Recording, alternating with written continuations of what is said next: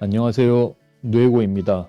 누에고 스케치북 2025년을 마치는 의미로 좀 긴 영상을 준비해 봤습니다. 그냥 보통 길진 않고 다 편집하고 보니 2시간이 조금 넘는 영상이 됐습니다. 과거에 누에고 영상이나 쇼츠나 아니면은 스케치북을 시리즈를 통해서 이렇게 편집된 영상을 올렸는데 그거를 좀 재편집하고 재가공을 해서 거의 바뀌진 않았는데요.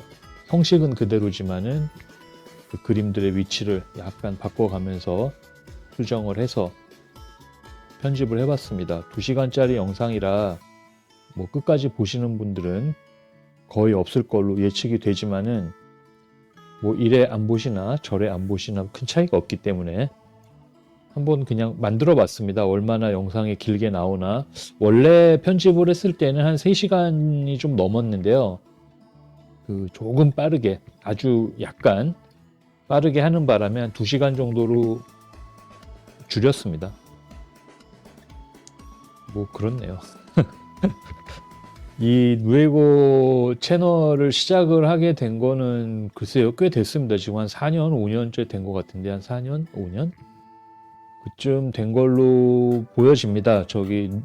코로나가 진행이 되고 그 이후에 좀 진행이 되던 중에 꽤 됐잖아요. 코로나도 한 2년 동안은 굉장히 좀 타이트하게 규제도 많았고 외부적으로도 저 같은 경우도 변화가 많았습니다. 일단은 일을 제대로 할 수도 없었고, 그때 보면은 이렇게 어떤 수업 같은 경우가 있어도 대부분 동영상 강의로 처리를 했었고, 물론 그때가 저는 좋았습니다만, 그리고 어떤 디자인 쪽 일을 할 때도 그 일이 거의 다 조금 없어지는, 물론 그건 제 책임이죠. 제가 이제 그런 와중에도 당연히 최선을 다해야 되겠지만은, 사실 그 전에서부터 제가 이렇게 어떤 디자인에 어떤 재능이 되게 있지는 않다라는 거를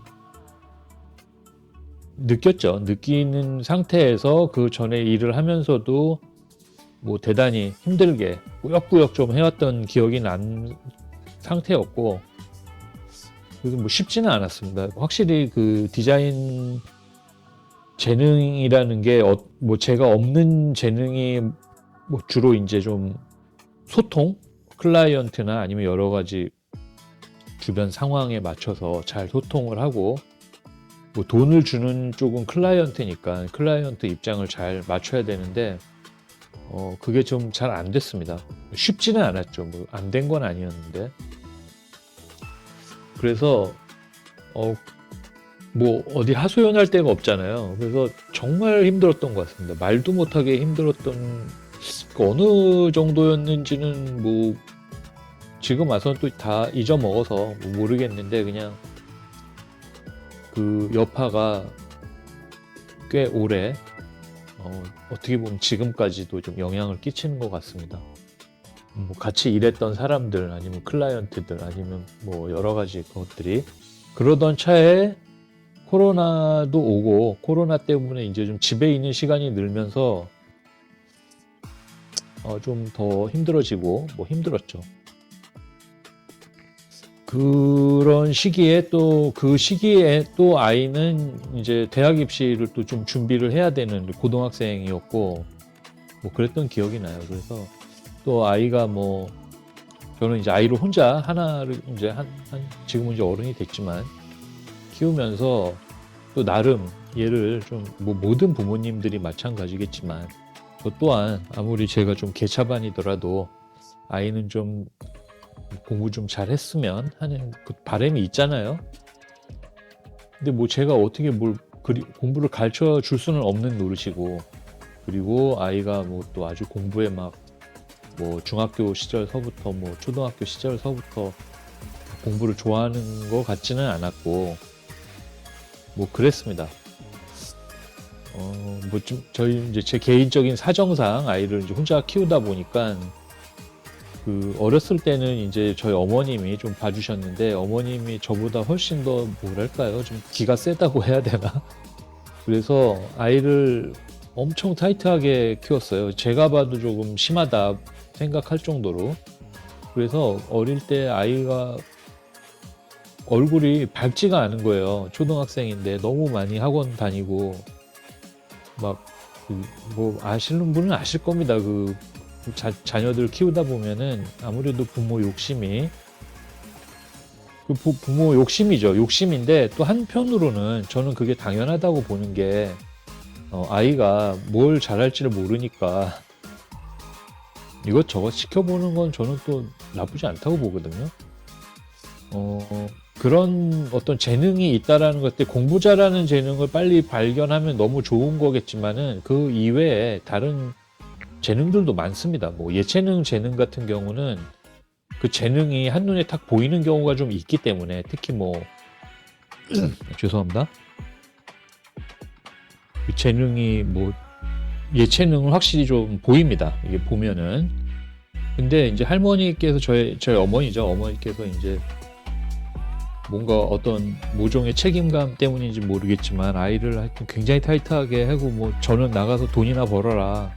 근데 뭐 저도 돈벌이가 시원치 않은데 뭐 아이한테 또 막 뭐 어떻게 할 수 있는 게 많지가 않으니까 그냥 뭐 짬 날 때마다 이제 많이 놀아주다가 뭐 그렇게 됐죠. 그러다가 이제 초등학교 한 4학년 때쯤서부터 3학년, 4학년 때부터 이제 제가 혼자 애를 돌보기를 시작을 했고 이제 어머니랑 이제 일단 분가를 하면서 뭐 제가 참 불효입니다. 이 불효자죠. 하여튼 여러 가지 문제로 그래서 아이를 그때 이제 학원도 어쩜 그렇게 많이 다녔는지 뭐 애가 뭐 초등학생이 막 다크서클이 있을 지경이었으니까 이제 제가 다 끊어버렸죠. 다 끊어버리고 좀 놀아라, 그냥 편하게 놀아라 그랬더니 이제 얘가 그냥 본물이 터져서 놀다 보니 뭐 기초고 뭐고 아무것도 없이 중학교 때까지 뭐 중학교 때는 그래서 학교도 뭐 몇 번을 불려갔어요. 애가 막 이렇게 이제 개구져서 좋게 말하면 개구진 거지 뭐 문제가 좀 있었던 모양입니다. 그래가지고 학교에도 좀 몇 번 가고 그러나 부모 입장에서 그게 굉장히 괴롭기는 했지만 저는 어찌됐건 이제 아이를 좀 유심히 관찰은 했죠. 이 아이가 어떤 재능이 있는가. 근데 확실히 이제 공부에는 뭐 안 했으니까 당연히 공부라는 게 쉽지가 않잖아요. 아주 다른 규칙을 배워야 되는 거라서 그것도 저는 좀 재능이 필요하다고 보는데 그래서 하여튼 그랬습니다. 그러다가 이제 뭐 고1, 2 때 아마 코로나가 시작된 것 같고 고3 때까지 아마 코로나 시국이었던 것 같아요. 그래서 아주 타이트하게 그 코로나 방역 그거 영향으로 학교도 많이 안 가고 뭐 그랬습니다. 뭐 그러면서 이제 저도 집에 있는 시간이 많으면서 굉장히 무기력해졌던 것 같습니다. 이게 우울증 이런 건 잘 모르겠는데 뭐 우울증 뭐 친구들 가끔 만나면 좀 우울증인 것 같으니 병원 가봐라. 우울증이 이게 숨길 게 아니다. 그러는데 뭐 그런 걸로 병원을 가야 되겠다고 생각은 해본 적도 없고 별로 가고 싶지도 않았고 그러나 무기력한 거는 사실이었고 그럼 아이는 이제 고등학생 되면서 뭐 공부를 조금 제가 막 이렇게 종용한 적은 없는데 이제 좀 해야 되겠다 싶은 생각이 들었나 봐요. 맨날 게임하기도 좀 민망했는지. 뭐 그래서 아이도 뭐 고1 때서부터 뭐 좀 공부 좀 시작하는 것 같고. 그런데 또 뭐 내신 그 코로나 시국 때 과연 그 내신을 어떻게 챙기느냐 그것도 제가 뭐 잘 모르잖아요. 모르는 게 이제 무책임하지만 어쨌든 잘 몰랐습니다. 몰라가지고 뭐 관심은 갔는데 당초에 어떻게 해줘야 되는지 몰라서 그냥 뭐 밥이나 해주고 뭐 같이 뭐 놀아주고 뭐 그 정도였는데 이제 아이가 뭐 정시 한다 그래서 뭐 정시 준비한다 그래가지고 뭐 해라 그러고는 이제 저도 무기력 상태에 있다가 아이가 제가 굉장히 좀 무기력해 보였다 그러더라고요. 그래서 옛날에 보던 아빠의 모습이 아니고 너무 좀 가라앉아 있고 그래가지고 아이가 그때 이제 유튜브를 좀 해봐라. 아빠 그림 잘 그리니까. 저희 아이는 뭐 저랑 조금도 닮기 싫어서 그림 그리는 것, 그림 그리는 사람, 심지어 예술가 다 싫어합니다. 그냥 싫어해요. 그냥 싫어하는 겁니다. 근데 그게 원인이 아마 저한테 있지 않을까. 근데 이 아이가 유튜브를 시작을 해라라고 해서 그때 이제 채널을 저는 뭐 어떻게 만들 줄도 모르고 뭐 관심도 없어서 이제 아이가 만들어진 거죠. 그래서 누에고라는 이름도 그냥 지은 겁니다. 왜 누에고인지는 잘 모르겠고 누에고치에 치를 뺀 건지 그래서 그렸던 것 같아요. 처음에 그냥 근데 그때 뭐 하다가 보니 뭐 이 구독이 안 되잖아요. 그러는데 그때 아마 쇼츠 영상 숏폼이 좀 생기면서 이 그림을 좀 숏폼에 올리는 거를 하면은 많이 좀 적당히 그려도 저희 아이는 아빠가 이제 제가 그림 아주 잘 그린다라는 어떤 착각을 했으니까 그래서 올려라. 그래서 그때 시작을 한 것 같아요. 한 4년, 5년 됐습니다. 시작은 했는데 이게 제가 지금 보니 뭐 잘 안 되는 것 같습니다. 물론 당연히 콘텐츠가 재미가 있어야 되는 거는 당연한 것 같아요. 유튜브에서 재미없이. 근데 그 어떤 재미의 코드를 아니면 사람들이 관심 가질 만한 코드를 제가 연구를 해야 되는데 솔직히 그거 연구가 잘 안 되더라고요. 그래서 뭐 저희 아이는 연예인 그려라, 뭐 사람들이 좋아하는 거 그려라, 아니면 그림 그리는 방법을 가르쳐라. 처음에 제가 많이 지웠는데 그림 그리는 법 이제 그런 영상을 좀 많이 만들었었어요. 그런데 제가 그거를 쉽게 빠르게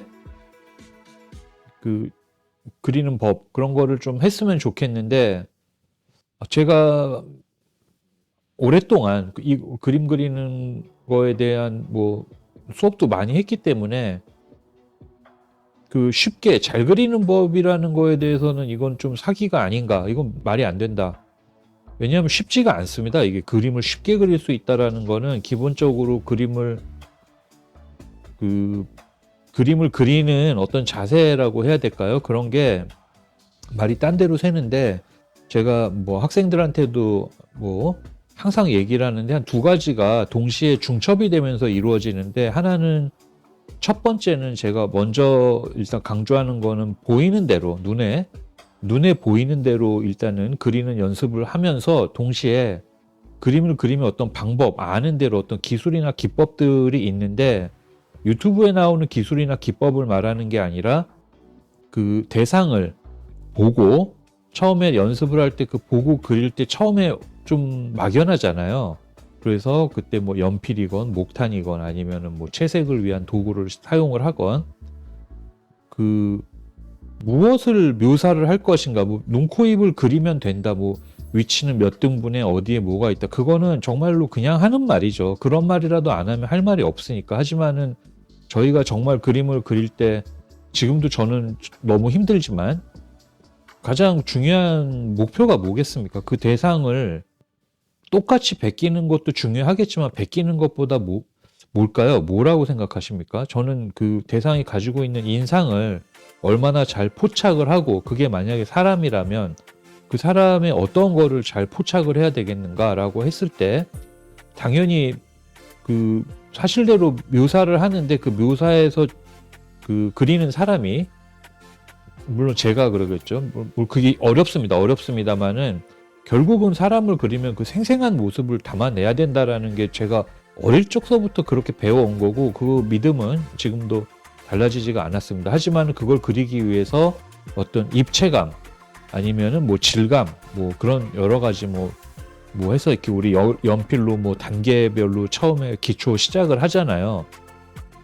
그거는 습득이 되는 거라서 보이는 대로 그리는 것도 있지만은 거기서 많은 거를 좀 배웁니다. 알게 되는 사실들이 있죠. 뭐 양감을 위해서 빛과 그림자에 대한 관계도 이해를 해야 되고 빛의 강도도 이해를 해야 됩니다. 빛이 강도가 어떤 강함에 있을 때 그림자가 어떻게 질 거며 밝고 어두움의 그 경계의 범위 같은 거를 어떻게 정할 것인가. 근데 그런 교육을 사실 받을 데가 없습니다. 우리나라에서는. 뭐 대학 입시를 위한 뭐 입시 미술학원에서 그걸 가르친다? 말도 안 되는 겁니다. 제가 압니다. 아는데 정말 말도 안 되는 뭐 무슨 제가 뭐 수업했던 대학교에서도 여러 대학교가 있었지만 뭐 기초 디자인 이런 거는 진짜 없어져야 되거든요. 기초 디자인이라고 해서 이런 알 수 없는 양감 표현한 아니 왜냐하면 대학생들이 됐는데 이 스케치를 못 하는 거예요. 근데 그림을 그리면 전혀 안 그려.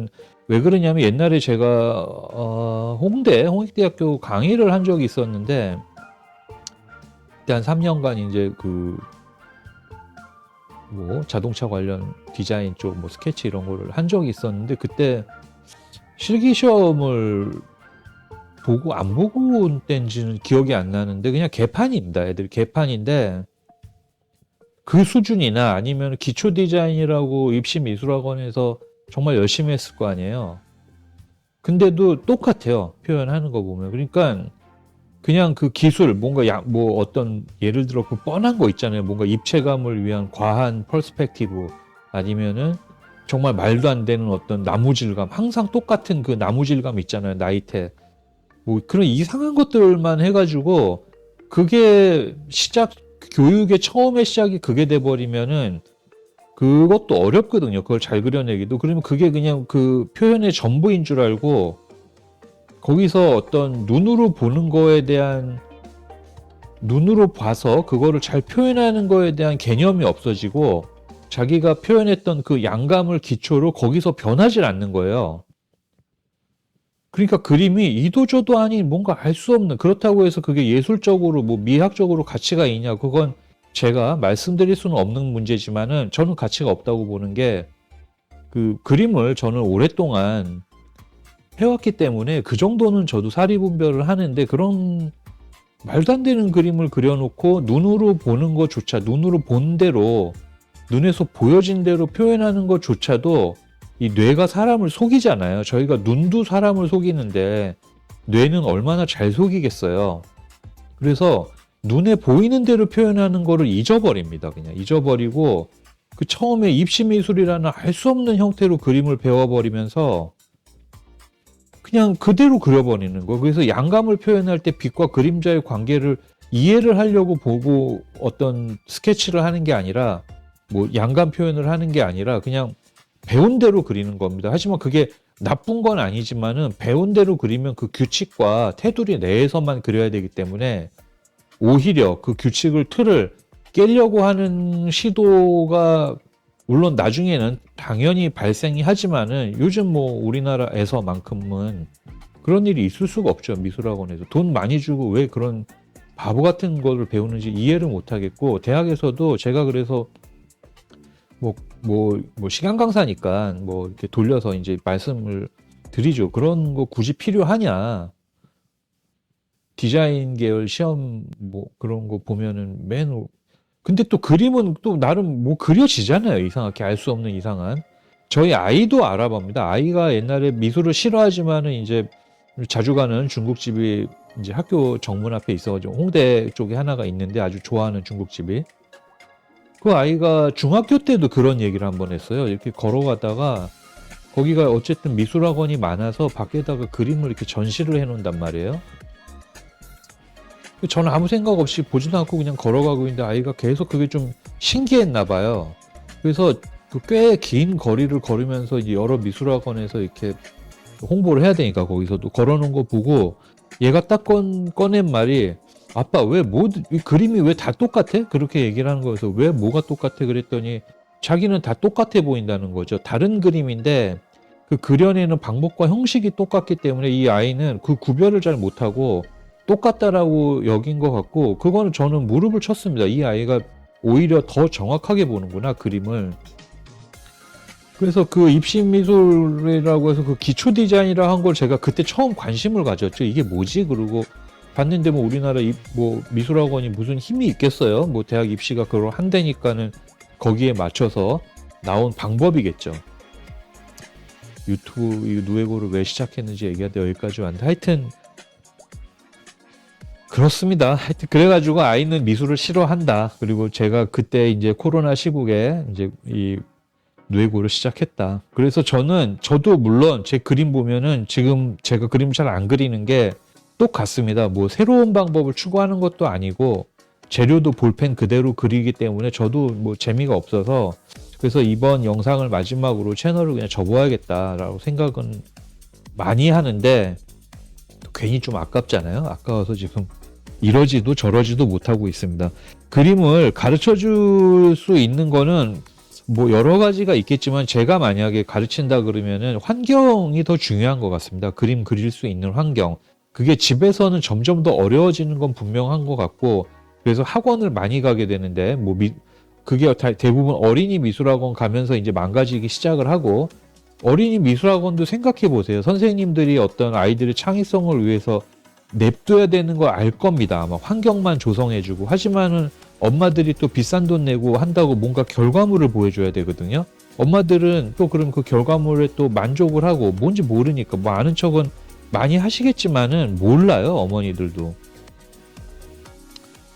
환경 집에서 충분히 그려낼 수 있는 환경은 또 안 되니까 다 돈으로 퉁치는 거죠. 그래놓고 모든 부모는 아니겠지만 우리 부모님들이 뭐 너의 미술 활동을 해서 얼마나 힘들었는데 그런 말씀 하시는 부모님은 없겠죠. 어릴 때부터 다 돈으로 퉁쳤지 그 뭐 직접 가르친 적도 없잖아요. 그냥 모르면 내비두면 되는데 꼭 그렇게 오바들을 하셔가지고 부모님들이 미안합니다. 제가 조금 말이 조금 거칠었습니다. 하여튼 그래요. 그래가지고 누에고 시작을 한 거고 이걸로 뭐 그림 그리치는 방법을 뭐 전수하는 영상 이런 건 말도 안 된다라고 생각을 해서 제가 안 했습니다. 물론 기존에 처음에는 그런 드로잉 영상을 했던 거는 뭐 이것저것 해봐야 되니까 그래서 한 거고 하여튼 그러면서 그림을 그렸던 영상들을 하나하나 스캔 받아서 한번 다 해보자. 한번 출력을 한번 해보자 라고 해서 이번 영상을 한번 종합 정리를 하는 기점을 삼자라고 해서 만들어 봤습니다. 뭐 영상 자체는 뭐 재미가 없죠. 재미가 없는데 이렇게 그림 보시면은 또 뭐 나름 저도 이렇게 보면서 어떤 그림은 뭐 대부분 그림은 좀 바보 같긴 한데 또 어떤 그림은 옛날에 그린 거 치고는 괜찮네 라고 생각이 드는 것도 있고 오히려 그 옛날에 그렸던 그림이 더 괜찮은 그림도 많네요. 뭐 그렇습니다. 인물 그림은 제 전공이 아니죠. 사실 전공은 산업 디자인이고 물론 저는 대학 입시를 위해서 그리스 조각, 뭐 그리스 로마 시대 때의 조각을 이제 그리는 석고 대생을 했고 그리고 이제 구성, 뭐 평면 구성 이런 거 뭐 주제를 갖고 표현하는 그런 시험 저도 뭐 당연히 입시 미술로 미술을 시작을 했지만은 저는 좀 개인적으로 그 미술적인 환경이 조금 있었습니다. 어릴 적서부터 그 얘기는 또 나중에 좀 들려드릴게요. 그림은 보이는 대로 그리는 거랑 아는 대로 그리는 게 두 개가 이제 어떻게 융합을 하느냐 뭐 그 문제죠. 사실 그 문제입니다.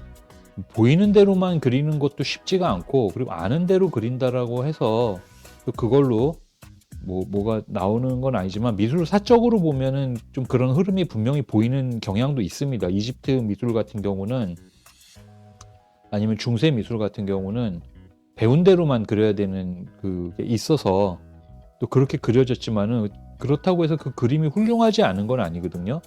제가 뭐 미술사를 한번 미술사를 본격적으로 공부하거나 전공을 한 건 아니지만은 미술을 하기 때문에 도대체 미술이 어떻게 여기까지 흘러왔는지에 대한 기본적인 공부는 좀 했습니다. 조금 한 거예요. 그냥 책이나 좀 찾아서 읽어보는 정도고 유튜브 좀 찾아보는 거 수준이지만은 거기서도 물론 놀라운 그런 경험을 했습니다. 그 옛날 미술품들이 왜 그렇게 나왔는지.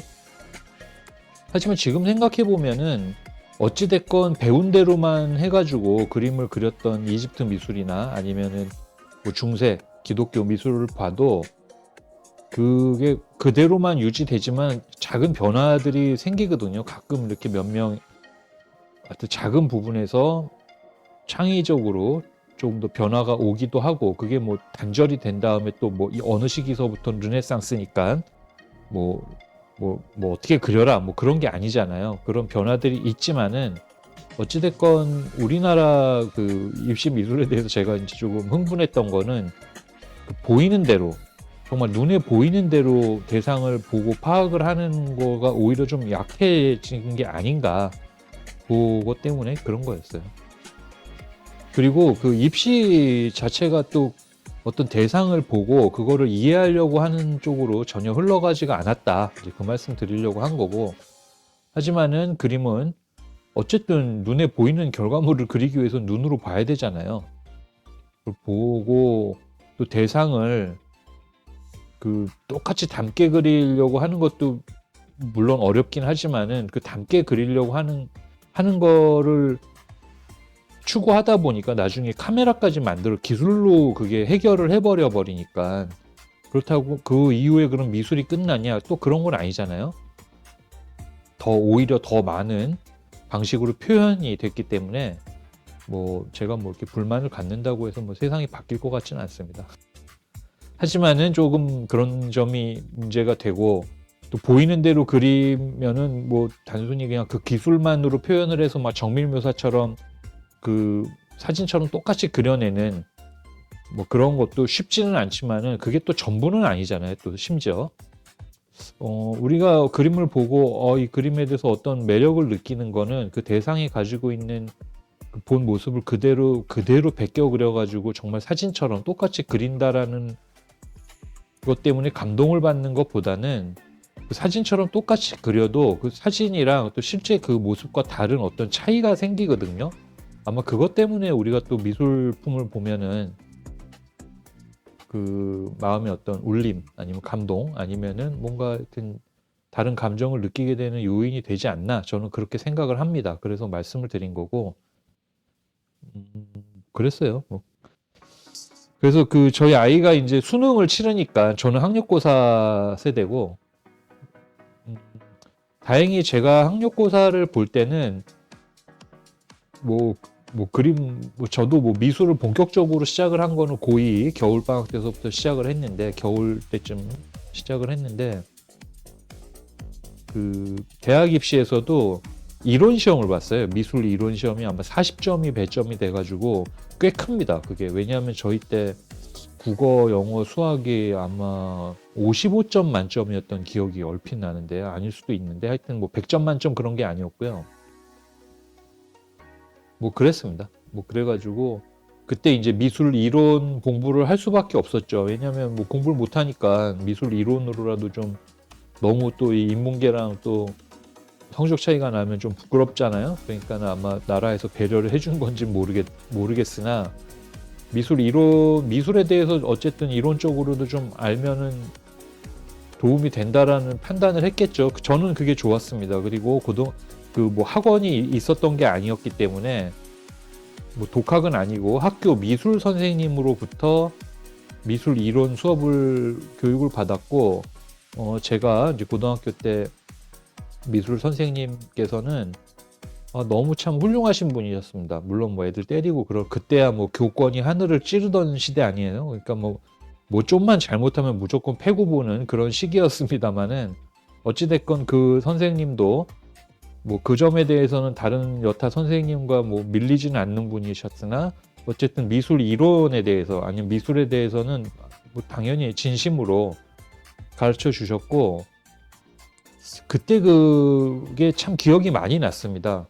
그 선생님은 르네상스에 대해서 굉장히 깊이 있는 뭐 수업은 아니었지만 지금 생각해 보면, 하지만은 아주 열정적으로 그 미술의 흐름이 이렇게 왔다. 그래서 그 현대 미술, 그때 당시에 이제 현대 미술이라고 하면 뭐 1900년대 초반 이제 뭐 한 5, 60년대 팝아트까지 아마 말씀을 좀 많이 해주셨던 것 같은데, 그때도 굉장히 그 깊이 있고 왜 그런 흐름이 왔는지에 대해서, 그때 당시 미술 이론 시험에서는 그런 내용까지 문제에 나오진 않았음에도 불구하고 그 선생님이 항상 얘기하는 게 왜 이런 그림이 나왔는가, 왜 이런 그림이 나올 수밖에 없었는가, 그거를 되게 재밌게, 저는 좀 재밌었습니다. 그 수업이. 뭐 당연히 미술 이론 시험은 만점을 받았겠죠. 그래서 잘난 척이 아니라 대부분 학생들이 다 만점 받았습니다. 문제가 그만큼 어렵지가 않았고요. 지금 수능 문제들처럼 이렇게, 지금 수능 문제는 뭐 좀 뭐 또 뭐 어떤 방법론이 있는지는 모르겠으나 더 어려운 것 같아요. 하여튼 그랬습니다. 그래가지고 미술을 그렇게 뭐 비판한 거에 대해서는 제가 이제 흥분해서 그랬다라고 생각을 좀 해주시고, 그 누에고 채널이 그렇게 시작돼서 여기까지 흘러왔는데, 하여튼 한번 얘기가 시작된 김에 또 꼬리에 꼬리를 물고 한번 가보죠. 제가 미술을 시작을 한 게 이제 고2 여름방학 이후니까 한 가을 때쯤 시작을 했던 것 같고, 그 시작하게 된 거는 뭐 우연치 않게 시작을 했고, 그리고 제가 이제 미술을 이렇게 갑자기 학원서부터 다니면서 요즘 요즘 어린이들이 시작을 하듯이 그렇게 시작을 한 건 아니었습니다. 왜냐하면 저희 때는 학원이 많지가 않았고요. 그리고 저희 시대 때는, 제가 어릴 시대에는 그러니까 어디서 위탁으로, 그러니까 돈을 내고 학원 가서 배우는 시스템이 아니었습니다. 왜냐하면 그런 어떤 인프라도 없었고, 대부분이 그래서 그냥 실천을 하는 거였죠. 어렸을 때 뭘 필요로 하면 그걸 돈 주고 살 수 있는 환경이 아니었기 때문에 뭐든지 직접 해결을 할 수밖에 없는 분위기에서 자란 거가 아마 제 세대가 아닌가 싶어요. 아마 제 세대 이후 뭐 또 뭐 좀 지속이 됐겠지만은, 저희 때는, 그러니까 제가 어렸을 때만 생각을 해봐도 롤러스케이트, 인라인이라는 건 없었고, 롤러스케이트를 타고 싶으면은, 물론 롤러스케이트장 가면 있지만은 그거를 만들어서 탔었어야 됐습니다. 가난해서 뭐 그런 걸 수도 있겠지만은, 뭐 가난보다는 그냥 대부분 만들어서, 아니면 스케이트보드 같은 경우도 있었거든요. 잘 사는 집은 있었지만은, 뭐 저같이 뭐 없이 자란 사람들은 어떻게든 그걸 또 만들어 냈었어야 됐습니다. 그 롤러스케이트를 개조를 해서, 뭐 그런 시대죠. 그러니까 그림을 그리더라도 저는 이제 그림보다 조소나 조각을 훨씬 좋아했던 이유는, 그림보다 우선으로 했던 게 만들었던 거가 더 많았습니다. 대부분이. 그리고 뭐 찰흙으로, 뭐 예를 들어 어릴 때 우리는 공룡책, 요즘 애기들 이제 좋은 책들 많은 미디어를 통해서 접하지만은, 저희 때는 공룡하면은 그 한정된 책을 보고 오로지 상상력의 나래를 필 수밖에 없잖아요. 그러니까 아마 만들었던 것 같아요. 저는 그랬습니다. 찰흙으로 만들고 굳혀서 있으면은, 이제 아버님께서 이제 도자기를 하셨기 때문에 그거를 이제 몇 개 가져다가 구워 주시고, 또 굽기 전에 채색 같은 거 해놓으면은 또 여러 가지 말씀도 해주셨던 기억이 나고, 그때 또 아버지라는 그 무게감 엄청 크니까 이제 무섭잖아요. 저희 때는 다 엄했습니다. 물론 지금 돌이켜서 생각해 보시면, 해보면은 부모님들이 진짜 정말 다들 참 정성으로 우리를 키웠구나 생각을 듭니다. 지금 생각해 보면. 하지만 그때는 무서웠으니까. 그래서 제가 어렸을 때도 뭐 그런 생각도 나요. 찰흙으로 뭐 트리케라톱스, 이렇게 뿔 3개 달린 공룡을 참 좋아했는데, 스테고사우루스랑 그거를 찰흙으로 만들어 놓으면은, 아버지는 그게 공룡인지를 모르고 항상 코끼리라고 생각을 하셨나 봐요. 그래서 항상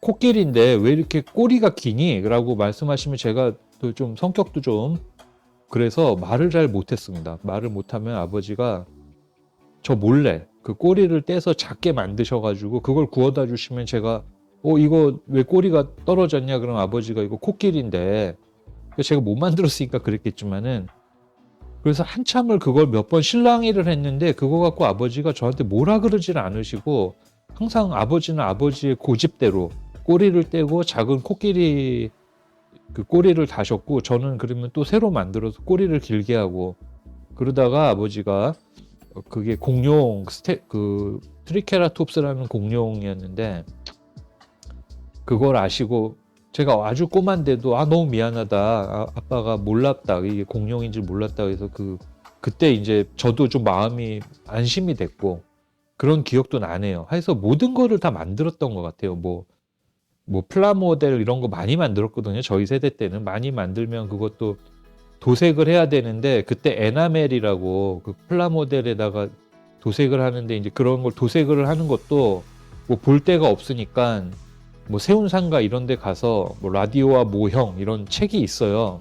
거기서만 유통되는 서점에는 없습니다. 또 심지어.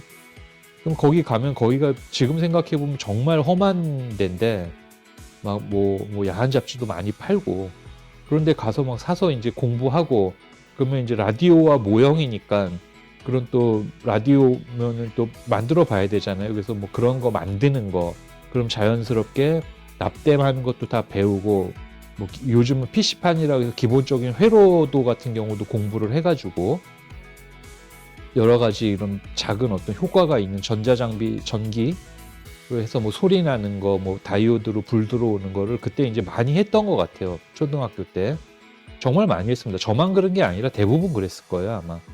그거 많이 만들면서 자연스럽게 플라모델 만들면은 이제 채색을 해야 되는데 아까 말씀드린 대로 에나멜이 너무 비싼 거예요. 그때도 일제 그 타미야라는 제품이 지금도 파는데 옛날에도 엄청 비쌌습니다. 그거 아무나 살 수가 없어서 이제 동네 그 페인트 가게 가가지고 페인트를 사면은 동네 페인트는 그게 이제 에나멜은 아주 묽고 발색도 좋고 그 에나멜 신너가처럼 이제 희석해서 써야 되는데 동네는 페인트니까 엄청 두껍잖아요.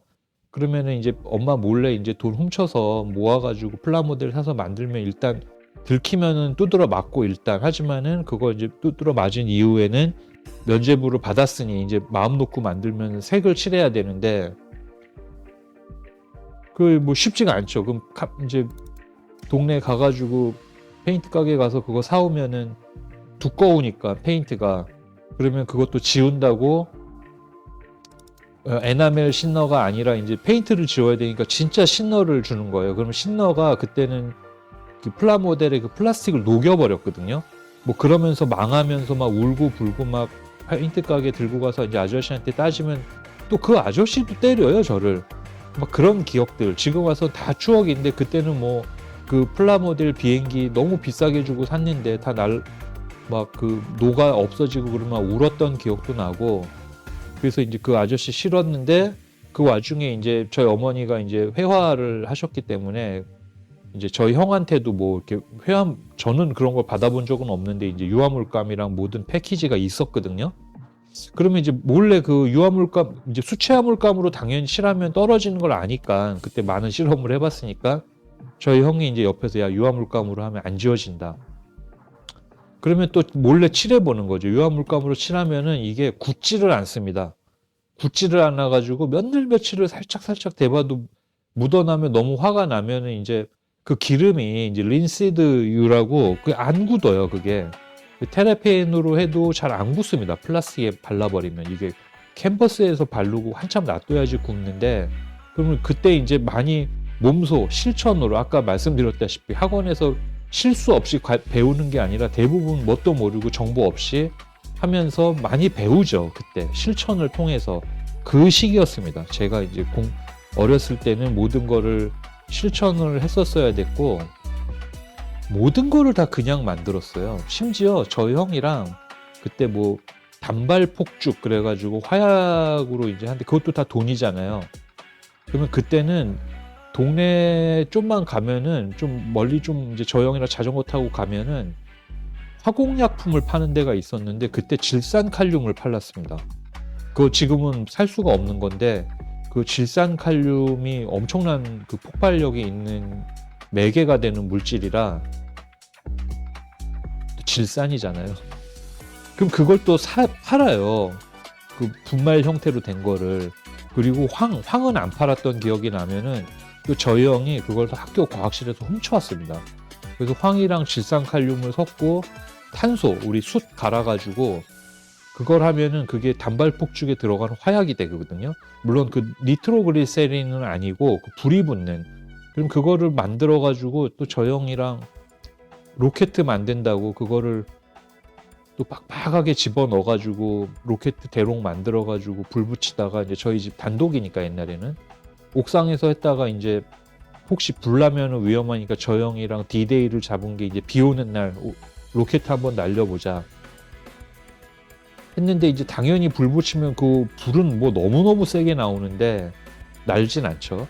그럼 그 연기가 비 오는 날 얼마나 많이 나겠어요. 그러면 또 이제 누군가 동네에서 119 신고하면 막 소방차 출동해가지고 그때 저 형 정말로 엄청 두드러 맞는 거 보고 저는 이제 아직 어린애니까 좀 덜 맞았죠. 저 형이 이제 뒷일을 부탁한다 그러고 도망치고 그러면서 이제 그런 화공약품 다루는 법 뭐 그리고 어렸을 때는 다 없으니까 뭐 저희 어머니도 뭐 애들 뭐 잘 되라고 이제 그때는 정말 야생의 시절이었네요. 그 수술 도구를 학생들이 할 수 있는 세트로 팔았습니다.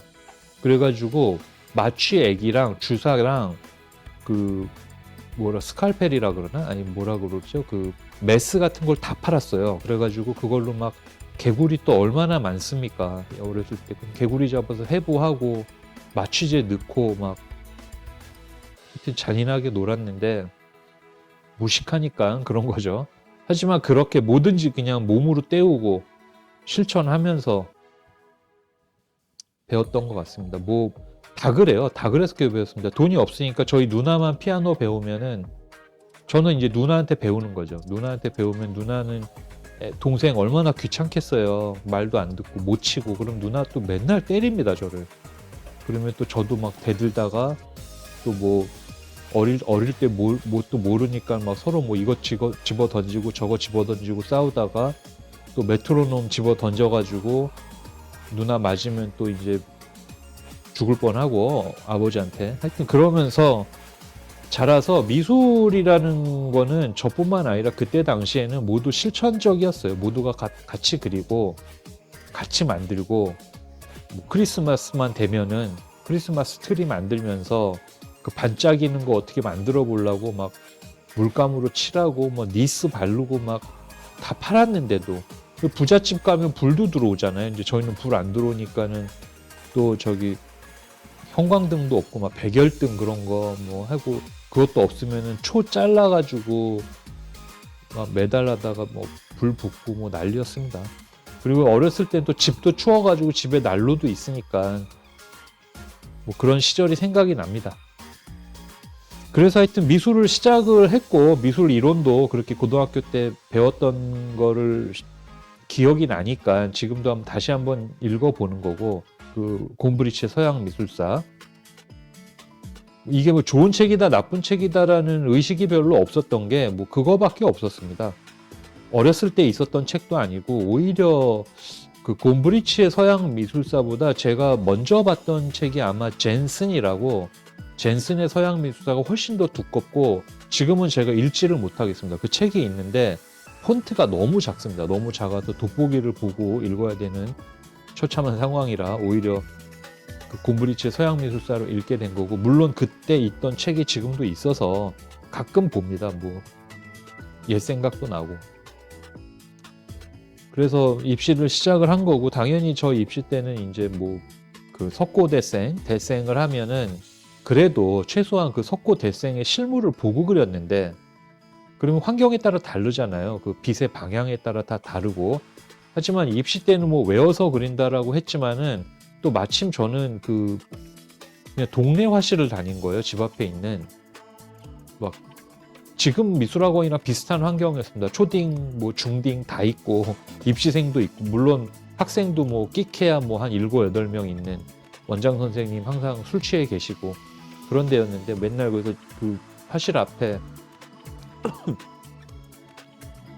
그 뜰에 가가지고 파 뽑아다가 원장님 라면 끓여주시면 같이 먹고 뭐 그런 분위기였습니다. 그런 데서 이제 미술을 하니까 그때도 물론 대형 미술학원이 있었고요. 입시 전문 막 수십 명씩 집어넣는. 하지만 뭐 돈이 비싸니 저희도 이제 뭐 저는 화실을 다녔는데 그때 그 화실에서 교육 방침이 없었던 거죠. 그러니까 그냥 보이는 대로 그려라. 그러니까 처음에 엄청 꾸역꾸역 그리는데 그런 게 좀 기억이 나요. 그때 이제 대생을 하는데 뭐 못하지는 않는다. 얘가 못하는 애는 아니다. 하고 이제 또 이런 디자인 관련된 수업 때 이제 디자인 하는데 이렇게 자대고 뭐 막 그리고 그 주제도 뭐 기억은 안 나는데 뭔가를 그렸어요. 그리라고 해서 처음 그렸는데 그거를 보시고 선생님이 굉장히 유심히 저를 보시더니 그 마침 그때 선생님 친구분을 소개를 해주면서 그때 친구분이 뭐 저 때문에 놀러 오지는 않으셨겠지만은 그 선생님이 제 그림을 가만히 보더니 그 부모님을 좀 모셔와라 그래가지고 전 또 뭐 잘못한 줄 알고 왜 그러냐 했더니 그냥 좀 부모님 모시고 와라 그래가지고 이제 어머니가 화실에 왔는데 얘는 미술보다 건축을 좀 시켜야 되겠다. 건축 쪽에 좀 상당히 재능이 보인다라고 해서 어머니가 얘 공부를 못한다고 건축과가 지금도 어렵지만 예전에도 참 어려웠거든요. 그래서 그냥 미술했던 기억이 납니다. 어머니가 건축도 그때는 아마 4년제 지금은 5년제잖아요. 그리고 근데 그때도 건축은 하여튼 좀 어려웠습니다. 학교 들어가기가. 그 기억도 납니다. 그래서 되게 무관심하고 술 좋아하시는 원장님 같았지만은 또 그렇게 또 학생들 유심히 보면서 또 이런저런 조언도 많이 아낌없이 해주시고 그런 환경에서 과거는 항상 아름다우니까 그냥 이렇게 말씀드리는 거예요. 그때는 화실에서도 그렇게 애들을 팼습니다. 그래서 미술을 하게 된 거죠. 뭐 미술을 하게 된 거는 예전 영상에도 한번 말씀드렸지만은 제가 고등학교 때 사춘기가 오는 바람에 하여튼 좀 질풍노도의 시기를 많이 겪어서 하여튼 뭐 그랬습니다. 그래가지고 미술을 시작하게 된 거는 그 학교 재단에 그때는 선생님들 폭력이 많으니까 또 그때 당시 유행이 세기말이었어요. 1999년에 세상이 망한다. 그런 세기말 감성이라는 게 있잖아요. 그 중세미술 보다 보면 중세미술도 그 10세기 넘어가면서 그 세기말 감성이 좀 있는 그런 것도 있다고 해서 되게 반가웠는데 저희 때도 그래가지고 막 폭력교실 1999 그런 막 알 수 없는 영화들이 유행이었는데 그거 갖고 만화를 그렸죠. 학교 선생님들이 모든 학생들을 두드러 패면은 학생들이 한편이 돼서 선생님과 대항하다가 어느 학생은 처절하게 날아가고 또 어떤 선생은 대단히 비참하게 날아가는 걸 그렸는데 그게 꽤 유행이 돼가지고 그때 당시에는 선생님들이 거기 출연 안 하면은 또 좀 존재감 없는 선생님들로 인식이 돼서 자기도 출연시켜달라고 그럴 정도로 조금 재밌었나 봅니다. 그래가지고 하다가 그 화실에 다니던 제가 다니던 화실에 다니던 미술 먼저 하던 애가 미술을 하는 줄 알고 너 그림 재밌었는데 어디 미술학원 다니냐 그래가지고 제가 그때는 나 미술 안 한다 그랬더니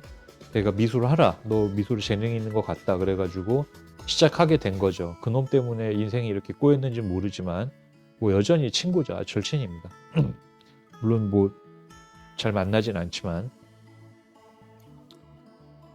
뭐 그렇게 해서 미술을 시작하게 됐네요. 이게 뭐 말이 막 산으로 갑니다. 그래서 대학 입시를 치르고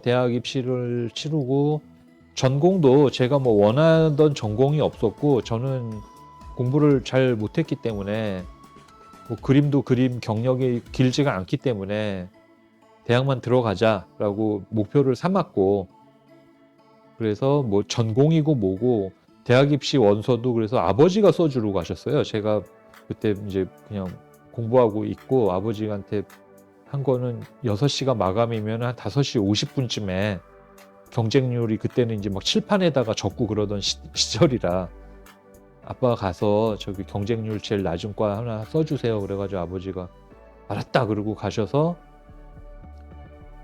썼는데 산업디자인과를 쓰셨대요. 그때 경쟁률이 2대1이 안 돼가지고 그래가지고 근데 집에 와서 보시고는 이제 그게 몇 대 훨씬 올라가가지고 다 눈치 작전한 거죠. 그때 눈치 작전 해가지고 같이 막 아버지가 미안하다고 그랬던 기억도 나고 생각이 납니다.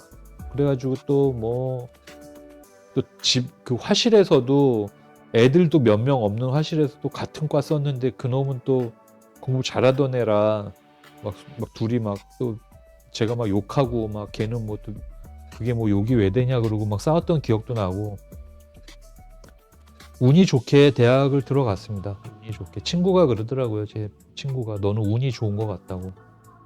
그래서 운이 좋게 너는 운빨이다고 삶이. 그래가지고 뭐 옛날에는 그게 좀 기분 나쁘게 들렸을 것 같은데 돌이켜 생각해 보면은 뭐 운이 중요하잖아요. 지금도 뭐 운이 좋기를 항상 바라고 살고 있습니다만은 운 좋게 대학에 들어갔고, 대학에 들어가서 저는 목표가 대학 입학이었지 뭐 전공 그런 걸 모르니까 들어가서 이제 굉장히 지금 표현으로 하면 현타가 왔습니다. 이게 뭐 배우는 것도 없고 심지어 대학교 1학년 때 실기실도 제대로 갖춰져 있지가 않고 우리나라 최고의 미대라는 데를 들어갔는데 이게 뭔가. 근데 다 보면 다른 친구들은 너무 생활을 잘하고 있는데 저는 잘 못하고 있었던 것 같고 뭐 그런 생각이 들어요. 그렇다고 해서 뭐 전공 이제 대학 들어갔으니 내가 하고 싶은 걸 해야겠다 그런 것도 없었습니다. 전 하고 싶은 것도 별로 없었는데 그래서 그냥 다른 학생들처럼 아니면 다른 친구들처럼 그냥 꾸역꾸역 학점이나 열심히 따고 다녔어요. 그냥 진짜 저희 어머니 표현으로 먹고 대학생이었습니다.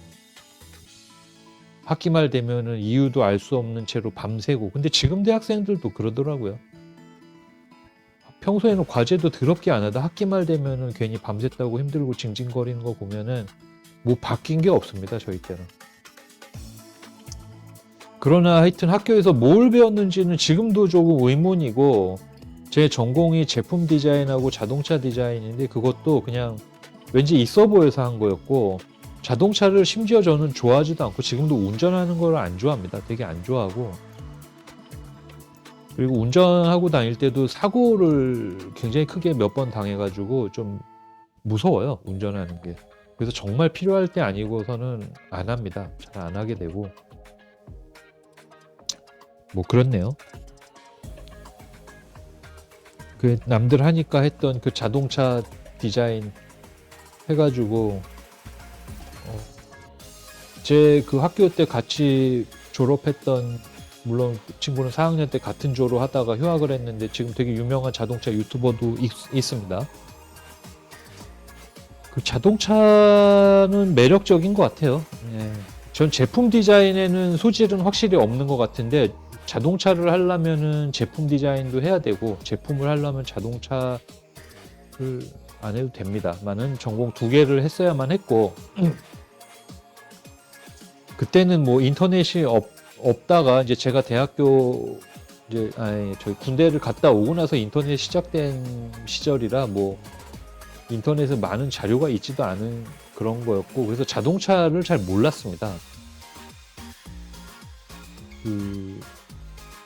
물론 그 자동차를 좋아하게 된 거는 중학교 때 이제 그때 또 유행이 리모트 컨트롤 그 RC 자동차가 유행이어가지고 또 부잣집 자녀들은 뭐 타미야 일제를 갖고 놀았으면은 또 저희는 돈이 없으니까 저는 직접 만들어가지고 이건 뭐 가지도 않고 개조나 하고 그때도 이런 막 커스터마이징 유행 많이 했거든요. 그래서 일제 모터에 뭐 제일 부러웠던 게 그 핫쇼트라는 그 사륜 버기카 갖고 있는 애가 제일 부러웠는데 이제 저는 어렸을 때부터 이제 이 그지같이 만드는 거 단련돼가지고 또 직접 만들겠다고 하다가 뭐 많이 실패했죠.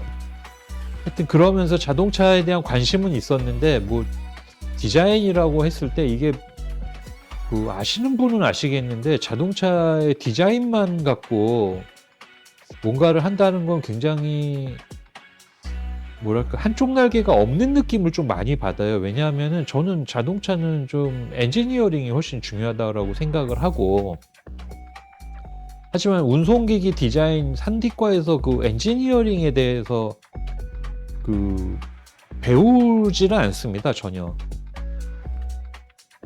혼자 공부했어야 되는 거고 뭐 제가 뭘 알겠습니까. 자동차 그냥 남들 하니까 했었던 거고 뭐 그랬네요. 그렇다고 자동차 회사를 취업한 건 아닙니다. 아니고 그 자동차 인턴십을 조금 준비를 하고 있을 때 IMF가 터지면서 하여튼 뭐 자동차 회사 다니던 선배들까지 막 갑자기 학교에 와서 뭐 산학협동 프로젝트 같이 하고 뭐 그런 기억이 좀 나네요. 뭐 그랬습니다. 그러다가 뭐 여기까지 오게 됐네요. 그래서 뭐 취업은 해야 되겠고 뭐 제품 쪽은 전혀 관심이 없고 하다가 그때 이제 우연치 않게 그 전공 외로 이제 학점을 따려고 무대 연출 관련된 수업이 하나 있었는데 2학년 수업이었거든요. 그래가지고 학점이나 좀 더 따놓을까 생각이 들어가지고 그 무대 공간 디자인 수업을 들었는데 그때 그 수업했던 선생이 이제 KBS의 그런 미술 뭐 관련된 분이 와서 수업을 해주셨는데 지금 생각해보면 참 뭘 가르쳐줬는지 모르겠습니다만은 그 선생을 알게 된 게 대학교 2학년 수업인데 전 4학년이어서 그냥 뭐 이제 수업을 안 나가다가 뭐 봐줬어요. 그때는 그냥 4학년이더라도 몇 번 나오고 하면 4학년이고 뭐 이런저런 제 전공이 뭔데 뭐 이거 좀 너무 관심 있어서 듣고 싶었는데 뭐 좀 수업이 겹쳐서 뭐 많이 못 나오게 된다라고 얘기하면은 좀 봐주던 시절입니다. 그때는. 그런데 그 학기 말 1학기였는데 이제 학기 말에 그래도 예의상 수업은 많이 참여 못했으니 과제는 해야겠다 싶어서 이제 정보를 얻고 과제 주제를 제가 정해서 무대 공간을 디자인을 해서 그 종강 전 수업이죠. 종강의 전 수업에 이제 제가 과제를 해갔는데 그 아직도 기억이 나요. 이게 뭐 할 게 없으니까 막 그 에일리언 그때 영화 에일리언 2 이런 게 뭐 유행이었었나 봐요 그때. 그래가지고 그 영화를 배경으로 한 영화적 연출이 들어간 무슨 모터사이클 샵을 뭐 제안한다 기억이 나요. 그래가지고 그 충무 그때 이제 어떤 과정을 거쳤어야 됐냐면 충무로에 있는 한 샵에 그 도면을 따서 딸 수가 없으니까 제가 그냥 눈대중으로 대충 그리고 그 이제 충무로 가가지고 또 그때는 용기도 있었던 시절입니다. 그래가지고 가서 이제 이런저런 사정 설명하고 사진도 찍고 그래가지고 그 도면을 바탕으로 해서 에일리언 2의 어떤 배경 디자인을 모티브로 한 샵 디자인을 해서 뭐 모형 만들어 가지고 갔는데 뭐 에일리언 하면 자꾸 뭐 이제 알에서 깨어 나오는 그런 거라 그 계란 껍질 깨가지고 하여튼 이상한 걸 만들어 갔습니다. 제가 생각해도. 근데 이제 운이 좋은 건지 모르겠는데 아무도 대학교 2학년 애들이니까 과제 안 할 때잖아요. 아무도 과제를 안 해온 거예요. 근데 저만 해가니까 그 선생이 이제 감동을 받은 거죠.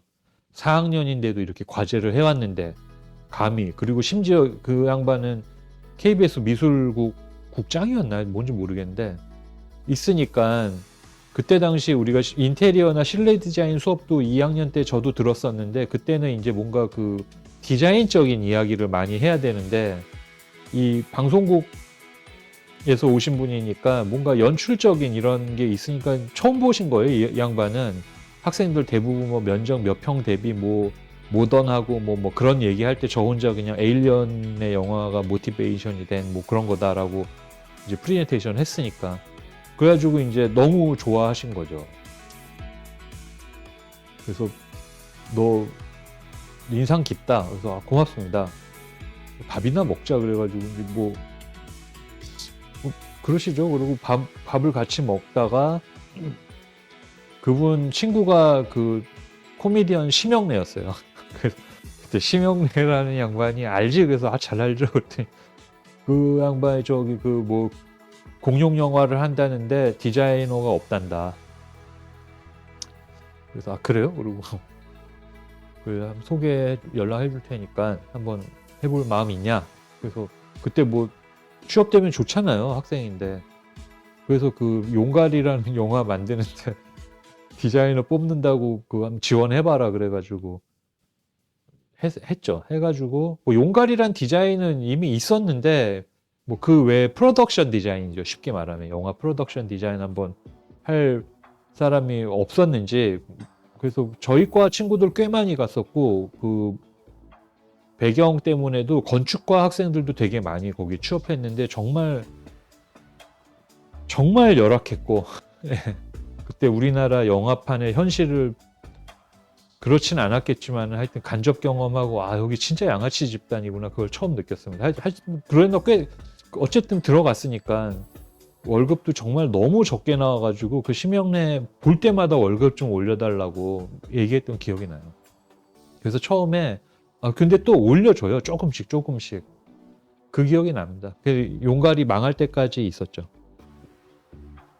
뭐 그 기억이 납니다. 이게 학생 때는 그런 게 있었고 뭐 그런 추억들이 몇 개 있습니다. 하여튼 보면은 그래가지고 그 영화 그 용갈이 하면서 정말 그때는 지금 같은 회사 분위기가 아니에요. 완전히 무슨 군대도 아니고 막 뭐 강제로 막 축구해야 되고 막 강제로 뭐 해야 되고 또 뭐 조소팀, 뭐 디자인팀, 뭐 나름 또 팀 나눠가지고 알력 싸움 하고 막 패싸움 하고 패싸움이 뭐 정말 누구 입원할 정도의 패싸움 그런 것도 하고 그랬던 기억이 납니다.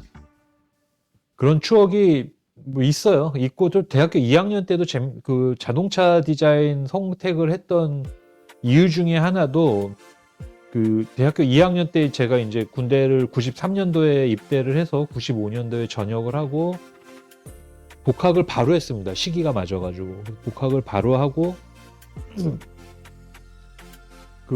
그때 당시 복학을 했더니 그때 1학기 때서부터 이제 과제전이라고 큰 전시를 하는데 이제 2년마다 한 번씩 하는 건데 그때 이제 팀을 짜서 뭐 2학년 애들이니까 이제 뭐 좀 자유롭게 뭐 자동차 디자인 프로젝트를 줬나 봐요. 그래서 저는 팀이 없어서 난처하잖아요. 이게 아는 친구가 아무도 없는 거예요. 그래가지고 멍하니 있는데 마침 그 대학교 때 같은 동기가 군대를 안 가고 그걸 하고 있어서 이제 그 팀에 들어갔다가 뭐 저는 자동차 별로 그때까지는 관심도 없고 그러니까 그냥 옆에 팀으로 껴주라 그래가지고 같이 있다가 그 차가 이제 산으로 가는 거죠. 서로 뭐 디자인에 대해서 모르니까. 그리고 뭐 대학 교수도 뭐 어떤 방침이 없었던 것 같아요. 그래가지고 막판에 학생이니까 이거 뭔가 이 킥이 있어야 되는데 이게 없다 싶어가지고 친구랑 둘이 제가 이제 그 근처에 차로 좀 움직이면은 그때 당시 포드 자동차 AS 공장이 있었는데 그걸 항상 지나가다가 보다가 자동차 디자인이 너무 후지잖아요. 그래가지고 그걸 몰래 밤에 실기실에 빼가지고 페인팅으로 한번 나도 내 존재감을 한번 알려야 되겠다. 그래가지고 그 모형을 들고 포드 자동차에 그냥 들고 갔던 것 같아요. 그러니까 저도 참 어렸을 그 젊을 때가 좋은 겁니다. 그 지금은 그런 용기가 전혀 안 생기는데 그냥 들고 갔어요. 다짜고짜. 그래가지고 제가 어디 학교 여기 산업 디자인과 자동차를 하는데 그 페인팅에 대해서 전혀 모르기 때문에 여기 좀 조언을 받으러 왔고 페인팅을 좀 칠하고 싶다. 그래가지고 갔죠. 그냥 갔더니 이제 거기 접수계에서 너무 난처해하는 거죠. 이런 경우가 처음인데 어떡하냐 그러니까 이제 그때 그 AS에 있었던 도색 담당 그리고 이제 외부 처리, 판금 처리하시는 분들이 한 7, 8분이 오셔서 제 걸 보고 이제 막 엄청 질문을 하는 거. 이거 어떻게 만들었냐, 어떻게 했냐 그래가지고 4분의 1 스케일 모형인데 그래서 이런저런 얘기를 했죠. 그리고 이제 이게 가능하냐 그랬더니 안 된다 이거 하는데 이제 그분 중에 그 가장 좀 높으신 직급 분이 야 이거 학생인데 해줘라 그래가지고 그때 이제 그 다른 분들 토요일이었는데 퇴근하시고 한 두세 분이 남으셔서 그때 얘기를 해주는 거예요. 이 표면 처리에 대해서. 그래가지고 너네들이 아직 애들이라서 모르는데 이제 겉에 재질이 이 A 플러스 B 합성수지 계열인데 이게 나무 성분이 들어간 합성수지이기 때문에 표면 처리는 뭘로 그 표면 처리를 해야 되고 그리고 대칭이 안 맞았다. 그래서 대칭을 잡아주겠다라 해서 그때 막 정을 들고 오시는 거예요. 끄라고. 그런데 저희는 맨날 샌드페이퍼로만 하다가 그래서 이거 부서지면 안 된다 했더니 야, 저리 가 있어. 그러면서 그 정으로 이거를 그냥 툭툭툭툭 치는데 너무너무 면이 깔끔하게 딱 마무리가 돼버리면서 광이 나는 거예요. 그러면서 대칭 맞추는 법을 그때 다 가르쳐 주시더라고요. 그래가지고 그리고 뭐 빠데라 그러죠. 그 표면 마감하는 것서부터 해서 이제 뭐 서페이서 이제 우리 자동차 가면은 도색 직전에 칠하는 서페이서를 하고 그 자동차가 그 큰 자동차가 들어가는 열처리실에 저희 모형을 갖고 들어가서 열 처리를 하셔서 고온으로 열 처리를 하는 걸 할 수가 없잖아요. 저희는 학생이라. 근데 그분이 다 해주시면서 그때 또 나오는 현상들 다 손수 잡아주시고, 그리고 페인트실로 데려가서 그 색상 패턴이 정말 많거든요. 그걸 하나 고르라는 거예요. 그래가지고 제가 못 골랐어요. 너무 많다 그랬더니 이제 그 최고 높으신 분이 야 이걸로 한번 칠해봐라. 이게 포드 자동차 요즘에서 미는 컬러인데 이게 빛 받으면 색이 변한다고. 제일 비싼 거라고. 그래서 저는 돈이 없었는데 해주시라고 그래가지고 그걸 다 칠하고 열 처리하고 또 한 번 칠하고 열 처리하고 그 다음에 마지막에 그 클리어 코트라고 광내는 광택제까지 하고 열 처리를 다 해주시고 그 다음에 광내는 방법. 그래서 그 사포를 몇 방 몇 방으로 해서 마지막에 물사포를 몇 방까지 하면 광택이 난다. 그래서 이제 끝나고 이제 걱정이 슬슬 됩니다. 이게 돈이 얼만가 이게 뭐 그러는데 그때 당시에는 그런 케이스가 없으니까 재료비만 받겠다고 5만 원만 내라는 거예요. 그 큰 공정을 돌리는데. 그래가지고 제가 5만 원 드리고 그때 정말 과자랑 음료수를 한 10만 원을 사가지고 너무 감사하다 그러면서 그때 그 최고 높으신 분이 이런 게 많니? 너네 학교에. 그래서 제가 되게 많다고 이제 영업을 한 거죠. 그랬더니 되게 많아요. 그랬더니 그러면 절대 비밀로 하고 너만 이거 하는 걸로 하자 라고 해가지고 너 같은 애들 오면 여기 장사도 안 되고 이거 영업 방해된다 그래가지고 알겠다고 약속하고 학교로 가서 이제 교수님들이 이거 도색 어떻게 한 거냐 그래가지고 제가 이제 제가 했다가 교수님들이 이제 뻥치지 말라 그래가지고 사실대로 말씀드렸더니 다른 애들이 다 들고 간 거죠 거길. 그래가지고 근데 그 포드 자동차에서 안 해줬답니다. 안 해줘가지고 학점 잘 받았어요. 도색만 좋아도 학점 잘 받습니다. 그래가지고 그런 기억들도 새록새록 납니다. 대학 생활이. 그러나 어찌됐건 뭘 배웠는지 모르겠다는, 제가 유일하게 기억이 나는 거는 그때 그 자동차 교수님께서 그 디자인은 말이지 그러면서 제가 질문도 안 했는데 네 그랬더니 타협을 하는 게 아니야 라고 하는 거예요. 그래서 뭔 말이야 그랬다가 잘못 배운 거죠. 요즘은 뭐 타협을 해야 되는데. 그래서 저는 타협을 안 하다가 일이 많이 끊겼습니다 이후에. 뭐 그렇네요. 뭐 하여튼 얘기가 좀 길어졌는데 그 대학 생활이 그랬습니다. 예, 뭐 나는 배운 건 없지만은 또 이것저것 이게 어렸을 때서부터 이 몸빵으로 해온 거라서 또 옛 생각도 나고 그럽니다. 예. 그러나 대학교 때는 뭘 배웠는지 모르겠는데 그 용가리까지 흘러갔다가 이제 그 대학원을 가게 됩니다. 제가.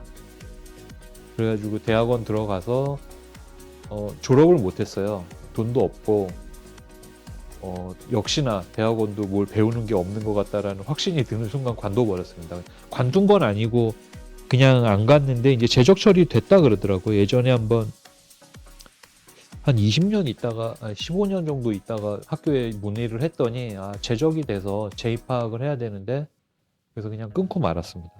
제가 뭐 지금은 삶의 의욕이 완전히 떨어져가지고 뭐 언제 죽을까 그 생각만 하고 있는데 그냥 뭐 여러 가지 여유가 좀 생기면은 대학원 재입학해가지고 그냥 한번 한 학기 정도 다녀보고 싶습니다. 근데 전공은 이제 산디가 아니라 다른 전공을 해보고 싶습니다만 뭐 그렇게 해서 대학생활까지 어떻게 이제 얘기가 들어갔네요. 그 연구아트가 그래서 하여튼 그걸로 얘기를 일단락 짓자면은 용가리를 만나고 이제 그 개봉 전에 이제 미리 한번 저희끼리 보는 시사회를 했는데 이제 그때 직감을 했습니다. 이거 망했구나. 근데 그럴 줄 알았다. 그래가지고 관둔 기억이 나요. 그걸 이제 관두고 대학원을 갔거든요. 그랬습니다. 아유 참. 용가리가 그렇게 망하고 뭐 그때 뭐 난리도 아니었어요. 뭐 그 진중권 씨도 나와가지고 막 뭐라고 하고 그때는 뭐 진중권 씨 좀 제정신이었던 것 같은데 어찌됐건 뭐 그렇게 해서 나오고, 그때 이제 그 영화사라는 데가 뭐 급여가 원체 작다 보니까 아르바이트도 했었던 기억이 납니다. 그때 이제 아는 친구가 게임 회사에 있어가지고 게임 회사에서 이제 그래픽 작업 같은 거 중에서 뭐 그래픽도 담당하지만은 이제 원화 뭐 우리 뭐 그런 거 캐릭터도 그리고 뭐 괴물도 그리고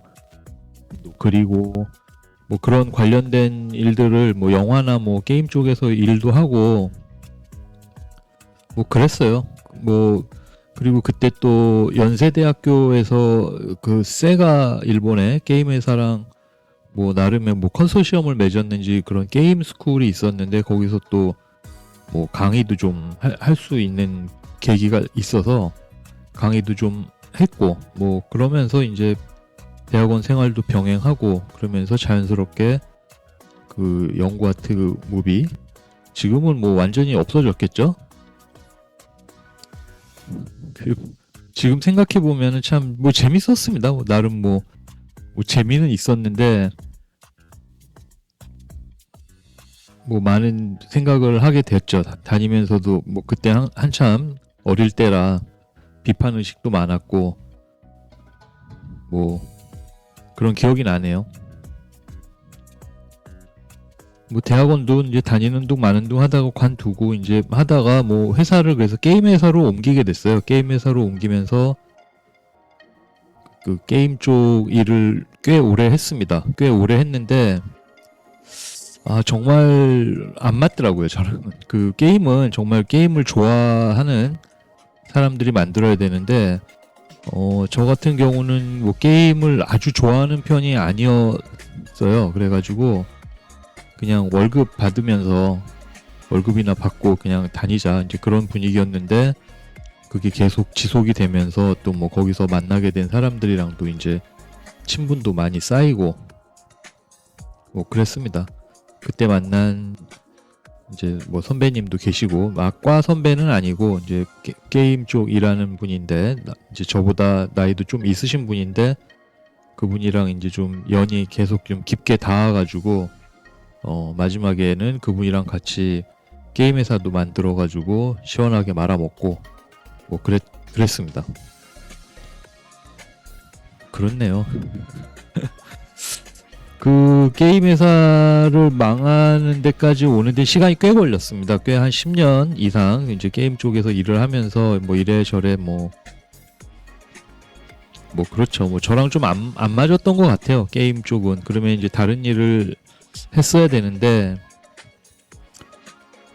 뭐 제가 뭐 추진력이 있는 것도 아니고 그냥 회사나 그냥 다니자 이제 그런 분위기로 하다 보니까는 그 그림이나 이런 디자인 쪽 일과는 좀 다른 일을 좀 하고 싶었는데 뭐 뭘 해야 될지를 모르잖아요. 그러니까 모르다가 뭐 아주 어린애 같은 생각을 좀 했죠. 이제 뭐 제가 이제 취미가 거의 지금도 취미라는 게 없고 없었는데 유일한 취미는 대학생 때서부터 이제 자전거를 좀 탔었습니다. 산악 자전거가 그때는 뭐 유행도 아니었고 산악 자전거라는 것 자체의 개념이 이제 없었는데 그 우연치 않게 이제 대학교 다닐 때 그 운송 이제 자동차 디자인 전공이니까 운송기기 수업 때 이제 나오셨던 현대자동차 다니시던 그때는 뭐 부사장이었던 것 같은데 그분이 이제 학교 홍대 근처에 사시면서 이제 저희 수업 시간 강사로 나오시면서 이런저런 프로젝트 같은 것도 이제 뭐 좀 해주고 뭐 현대자동차 또 저희 화성에 남양면에 있는 연구소에도 뭐 견학도 많이 가고 뭐 그러면서 이제 좀 뭐 저뿐만 아니라 뭐 그분이야 뭐 원체 이제 유명한 사람이고 뭐 그러면서 수업도 이제 그분 집에서 할 경우도 있었는데 그 집에 이제 비앙키 자전거가 있더라고요. 그래가지고 이제 전 자전거를 좀 탔으니까는 이제 자전거 관련된 이런저런 얘기하다가 뭐 그분도 자전거를 참 좋아하시는 것 같더라고요. 근데 이제 좀 친해졌던 거는 이제 저는 그때 산악자전거를 좀 타고 있었고 또 제가 어쨌든 뭐 없는 돈 이래저래 이제 모아가지고 타고 다니던 산악자전거도 그 뭐 일반 그때 당시에는 좀 구하기 어려웠던 이제 미국제죠. 그 게리 피셔라고 지금은 그 브랜드가 있는지 모르겠습니다. 옛날에는 그 게리 피셔가 산악자전거의 어떤 원형을 디자인한 회사다 뭐 그렇게 알려져가지고 뭐 좀 타고 다녔어요. 타고 다니면서 뭐 너무 재밌으니까. 근데 그때 당시에도 비쌌거든요. 그러면서 이제 산악자전거 타다 보면은 뭐 잘 타는 것도 뭐 둘째 치고 동호인 활동 그런 것조차도 많지 않았던 시기였는데 이제 그때 이제 제가 자전거 좀 수리도 하고 좀 고치고 이제 그러던 자전거포 이제 항상 가던 자전거포가 있었는데 이제 그 자전거포에서도 뭐 그때 당시에는 뭐 제가 꿈꿀 수도 없는 막 산악자전거들 있잖아요. 뭐 그때 당시에는 꿈꿀 수 없었던 게 이제 티타늄 자전거였는데 막 티타늄 자전거로만 타고 다니는 거의 뭐 동네 유지급 아저씨들만 모이는 자전거포였는데 지금처럼 이렇게 아주 전문화된 무슨 브랜드 자전거 샵이 아니었습니다. 그냥 동네 자전거포였는데도 그 자전거포에는 이제 그런 아주 비싼 자전거들 갖다 놓고 파는 거기도 참 좋았는데요. 그 시간이 지나면서 그 가게 옮기면서 그 자전거포도 어떻게 되는지 잘 모르겠습니다. 정사이클이라고 있었는데 압구정동에 거기 하면서 이제 자전거를 좋아하니까 이제 이래저래 이제 업그레이드를 좀 하고 싶잖아요. 그러면서 이제 뭐 중고로 내다 팔고 그러면서 또 뭐 그런 뭐 티타늄 자전거도 좀 타보고 또 뭐 제가 좋아하는 브랜드들이 있습니다. 하여튼 많이 브랜드들이 있는데 그때 당시에는 이제 로드 바이크가 많이 활성화가 안 돼 있고 우리나라 뭐 삼천리 자전거 정도에서 나오는 로드 바이크였고 그때는 시장 자체가 MTB 시장이어가지고 그 로드 바이크를 탈 그럴 게 없었습니다. 거진 일반인들이. 그런데 이제 저는 산악 자전거보다는 로드 바이크를 훨씬 좋아하는 편이라 산악 자전거도 이제 타면서 이제 호시탐탐 로드 바이크를 좀 구할 길을 이제 찾다가 이제 좀 시작을 하게 된 거죠. 그 시작을 하게 된 계기는 자전거를 좋아하게 된 계기는 정말 뭐 자전거 자체에 어떤 의미를 두는 게 아니라 제가 아주 좋아하는 자전거 선수 사진은 그땐 그 선수 이름도 몰랐는데 이탈리아 사이클 선수 중에 이제 마리오 치폴린이라고 하여튼 엄청 멋있습니다. 그냥 사람이 멋있고 뭐 세계적인 선수고 그 도핑 때문에 지금은 뭐 완전히 이제 뭐 나쁜 사람으로 각인이 돼 있지만 랜스 암스트롱 그 이전 사람이죠. 그때도 같이 겹쳐가지고 활동을 했지만은 그 전에 이제 뭐 이탈리아를 대표하는 스프린터예요.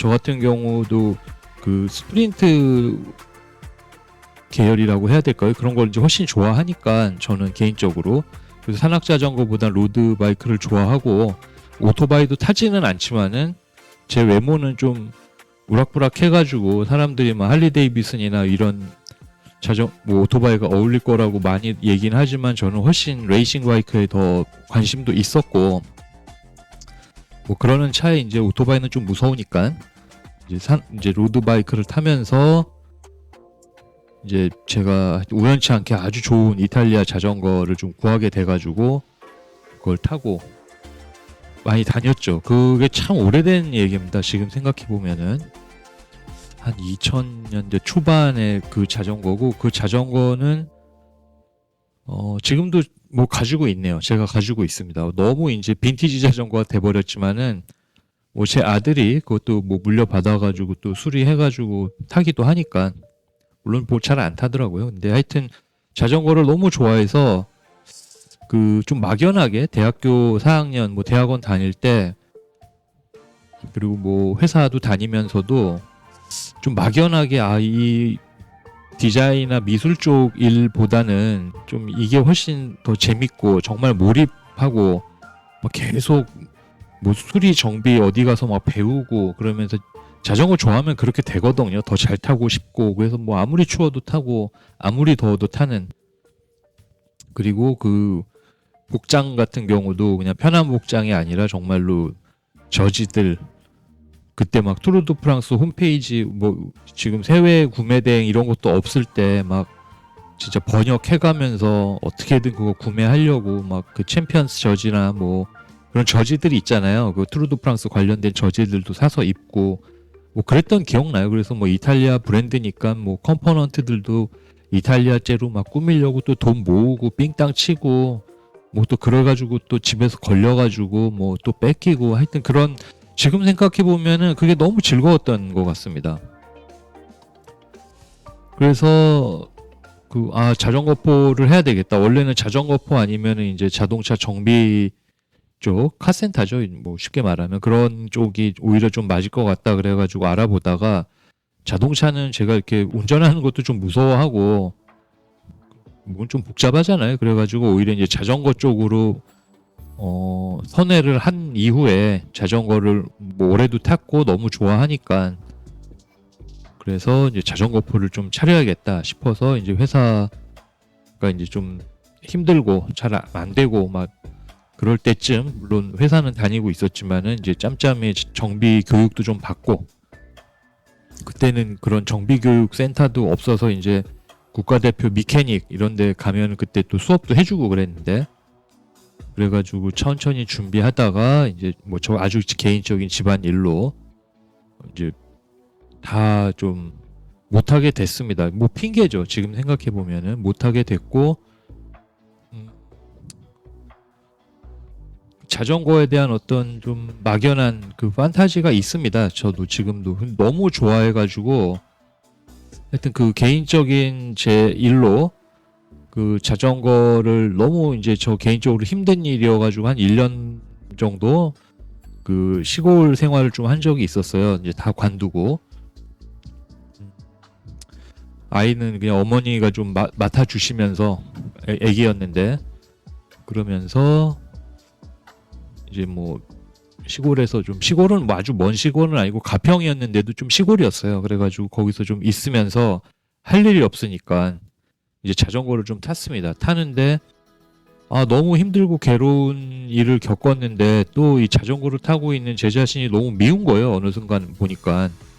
그래가지고 그 자전거를 그냥 다 집어 던지고, 내가 하여튼 뭐 즐거운 일은 조금도 하지 않겠다라는 생각이 들어가지고 안 탔던 것 같아요. 그 이후로 안 타고 그냥 갖고는 다녔어. 버리기는 너무 아깝고, 팔자니 뭔가 좀 또 팔기는 뭐하고, 그래도 저의 어떤 너무너무 신나고 재밌게 해줬던 것 중에 가장 큰 거였는데, 그래가지고 지금까지 갖고 다니는 것 같습니다만 안 탑니다. 지금은 거의 안 타고, 거의가 아니라 아예 안 타고, 자전거포의 꿈도 그냥 그렇게 멀어지고 제가 스스로 버린 거죠.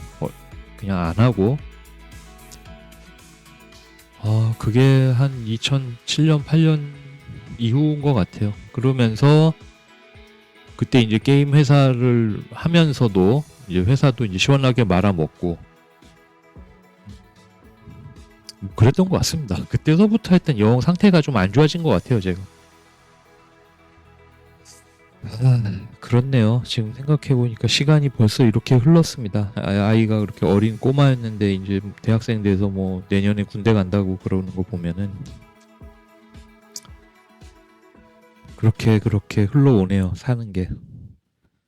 그 이후로 아이가 이제 아무래도 저랑 혼자 이제 둘이 사니까는, 그 아이도 뭐 나름 사춘기 시절이 있잖아요. 저희 때보다 훨씬 어린 나이에 오니까 애를 이제 너무 방치하면 안 되겠다 싶어서, 뭐 나는 이 정도 망가진 것도 이거 큰일인데 이거 아이까지 이러면 안 되겠다 싶어가지고, 그때서부터는 뭐 그냥 아이를 좀 더 신경을 쓰고, 그러면서 뭐 이런저런 일 하면서 버텨왔던 것 같습니다. 버티는 게 쉽지가 않습니다. 쉽지가 않고, 뭐 사는 게, 그 이후로 즐거운 일은 없었던 것 같아요. 기억나는 일은 하나도 없고, 그냥 아이랑 재밌게 그냥 밥 먹고 뭐 그러는 거.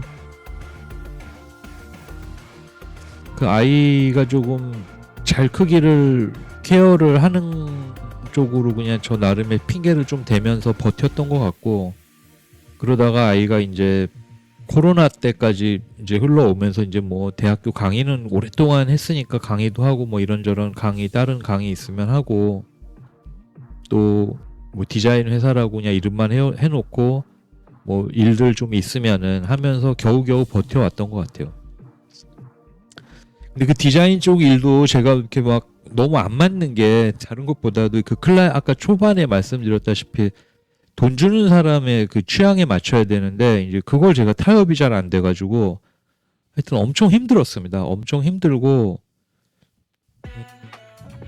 돈 주는 사람이 원하는 걸 해줘야 되는데 또 자꾸 제 의견도 들어가다 보니까는 불협화음도 생기고, 그러면서 어느 순간인가 한 2015년, 20년, 아니 15년 하여튼 그 이후로 꾸역꾸역 일은 하는데 이렇게 사람들을 만나면은 이제 몸이 아픈 거예요. 계속 너무 심하게 몸살이 나는 겁니다. 조금만 스트레스 받으면은. 그래서 몸이 좀 뭔가 잘못됐나 싶어가지고 살도 많이 찌고,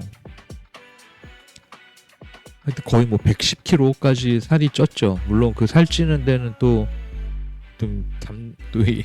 그 운동을 좀 하게 되면서 좀 살이 쪘는데, 운동하면 살이 빠져야 되는데 제가 한 운동은 어떻게 살이 찌는 운동이 돼가지고 110kg까지 살이 엄청 쪘습니다. 엄청 찌면서 하여튼 일만 하면은 그냥 몸살이 나는 거예요. 뭐 그래서 막 친구들이 너는 뭐 볼 때마다 항상 아프냐, 뭐 병원 가봐라, 너 뭐 상태가 안 좋은 것 같다, 뭐 그런 얘기 많이 들으면서 뭐 그랬습니다. 어느 정도로 몸이 안 좋았냐면은 걷기를 잘 못했어요. 걸으면은 산책을 좀 이제 너무 힘드니까, 몸이 너무 힘드니까 산책을 좀 해야 되겠다 싶어가지고 뭐 집 앞에 뭐 공원이 있는데 공원 이렇게 외곽 돌면은 1km? 그거를 못 걷겠는 거예요. 허리가 너무 아프고 다리도 너무 힘도 없고. 근데 그렇게 될 동안 제가 또 운동하면서 막 운동을 막 역도성 운동, 막 스트렝스 훈련 이런 거 뭐 배우면서, 물론 지금까지도 너무 좋은 관계를 유지하고 있지만은 뭐 남들 뭐 스쿼트 200 뭐 하는 거 어렵다 하지만은 200도 하면서 그랬는데 허리는 망가졌고, 어느 순간 보니까.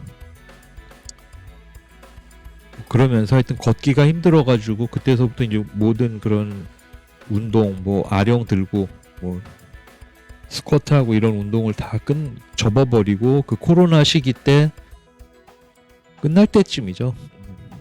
그때서부터 이제 좀 걷기 시작을 하면서 살이 좀 뺐던 것 같아요. 그래서 살을 많이 뺐을 경우에는 다시 한 80kg 중반까지 뺐다가 너무 빠지니까 또 힘들더라고요. 그래서 지금은 한 90kg 나가는 것 같습니다. 90kg 좀 넘는 것 같기도 하고. 음식도 중요하고, 음식도 막 맨날 라면 먹는 거 좋아하고 하다가 이제 라면 다 끊어버리고, 요즘은 다시 라면 또 맛들려가지고 맨날 먹어서 살이 좀 쪄버렸는데, 그렇게 되면서 그 무기력함이 하여튼 심하게 몰려오고, 멍하니 책상에 앉아가지고 정말 멍하니 있다 보면은 저녁이 되는 그런 경험을 너무 많이 했습니다. 그래서 그렇다고 뭐 보는 것도 아니고, 뭐 유튜브를 보는 것도 아니고, 뭐 영화를 보는 것도 아니고, 그러다가 이제 아이는 느꼈겠나 보죠. 저희 아이는 뭔가 아빠가 이게 상태가 불량하다라고 느꼈는지, 이제 그때 너무 좀 뭔진 모르지만 아이도 뭐 무서울 거 아니에요. 제가 이러고 그냥 멍하니 앉아 있으면. 그러니까 아빠 그림 그려봐라, 유튜브 해서 뭐 잘 되면 좋단다, 이거 쇼츠 폼이 요즘 또 시작한다니까는 짧게 올려서 무슨 컨텐츠 없어도 된다, 그냥 아빠 그림 너무 잘 그리니까 그림 그려가지고 올려봐라 해서 시작한 게 누에곤 것 같습니다. 그렇게 그려왔습니다. 아이고, 그린 거 보면 몇천 장 돼요. 몇천 장 되는 것 같습니다. 뭐 그리면서 뭐 유튜브용으로 그려야 되니까 제가 뭐 사람을 그전에는 그릴 일이 없다가 이제 사람을 그리려고 하니 이게 뭐 근본이 없고, 뭐 그래서 사람들이 그림 뭐 잘 그리는 비법 뭐 어떻게 그리나요 이렇게 물어보는 댓글 보면 할 말이 없는 게, 저도 모르고 그냥 베껴 그리는 거죠. 그냥 사진 보고 이제 그림을 보고 그리진 않습니다. 그림을 보고 그리거나 아니면은 유튜브에서 흔히 나오는 그림 그리는 방식대로 그리면은 그거는 어떤 기법적인 거라서 그 뭐 쉽게 말하면 사생은 아니죠. 사생은 실제를 보고 이제 채색까지 해야 사생이라고 하지만은 기본적으로 그 그림을 보고 그리는 거가 좀 쉽긴 합니다만 그게 자칫 어떤 한 형태로 고정이 되면은 만화를 그릴 때 어떤 캐릭터성을 부여하는 캐릭터를 그리는 데는 유리할지는 모르지만은 그냥 다양한 사진이나 인물들을 보고 그리면은 그 그림을 보고 그리는 것보다는 조금 힘듭니다.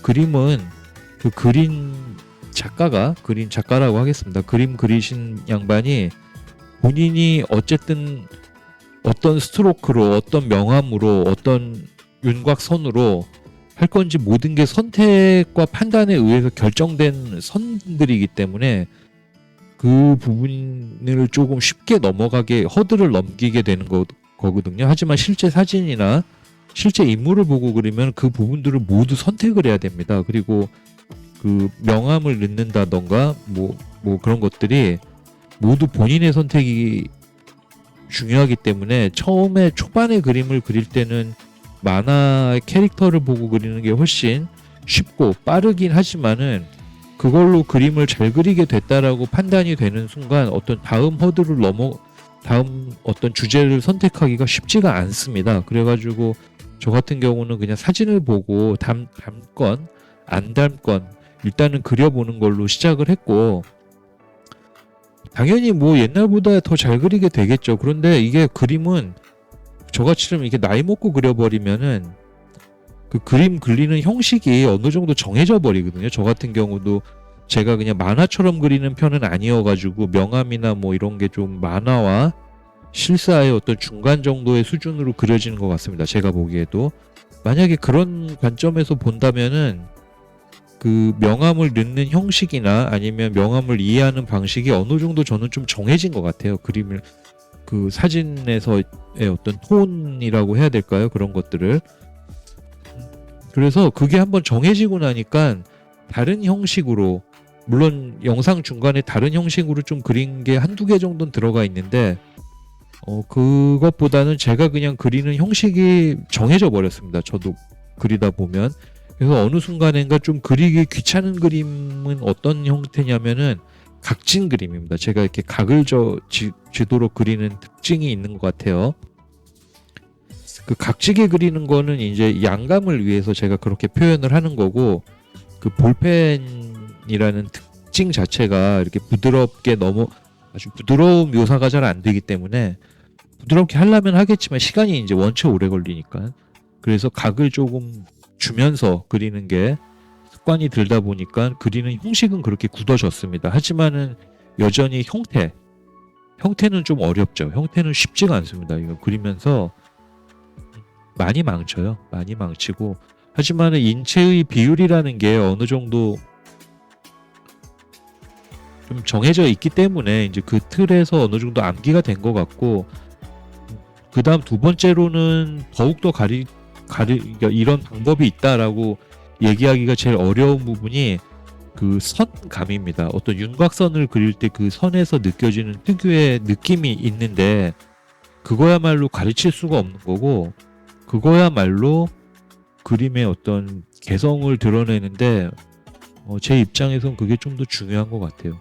비율도 맞아야 되고 뭐 다 동시다발로 맞아야 되기 때문에 하지만은 문제는 그 결과물이 그 윤곽선의 느낌이 그거야말로 어떤 누에고 저만의 어떤 특징이 아닐까 생각이 듭니다. 이게 흉내낸다고 되는 것도 아니고 제가 또 다른 그림이 근사해서 그 느낌을 참고해가지고 낸다 한들 그대로 되기가 어렵거든요. 그렇다 보면 그거와 또 저의 어떤 습관적인 선의 느낌이 섞여가지고 또 조금 제가 보기에는 이질적인 그림의 느낌이 나올 때도 있고 그러다 보면 사람이 이제 저 같은 경우도 이제 뭐 닳고 닳았잖아요. 그러다 보니까 새로운 거를 막 적용하는데 좀 쉽지가 않습니다.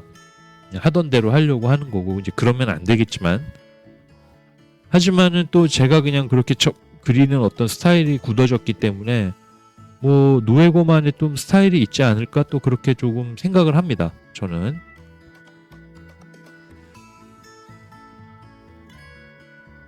뭐 그게 좀 개성인 것 같다. 그 얘기 말씀드리는 거예요. 그 선의 느낌, 선의 인상, 선을 어떻게 사용을 하는가. 그래서 이렇게 드로잉이 잘 된 그림들 보면은 그 선을 사용하는 게 아주 능숙한 게 보입니다. 뭐 그게 비단 아주 단순하게 무슨 캐릭터를 그리더라도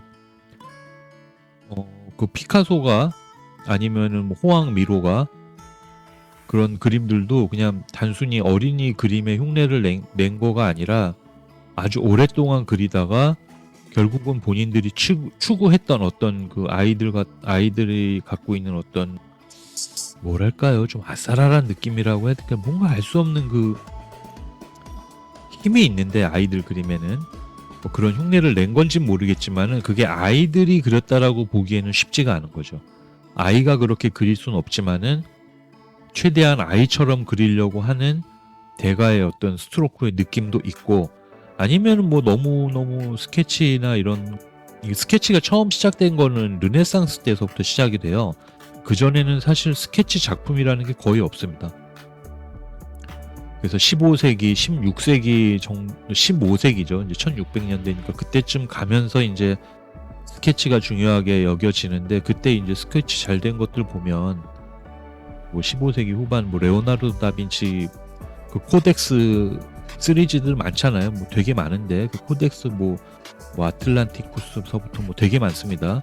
거기에 보면은 그 레오나르도 다빈치 드로잉 보면은 훌륭하죠. 굉장히 훌륭한 겁니다. 정말로 정말 잘 그리는 것 같아요.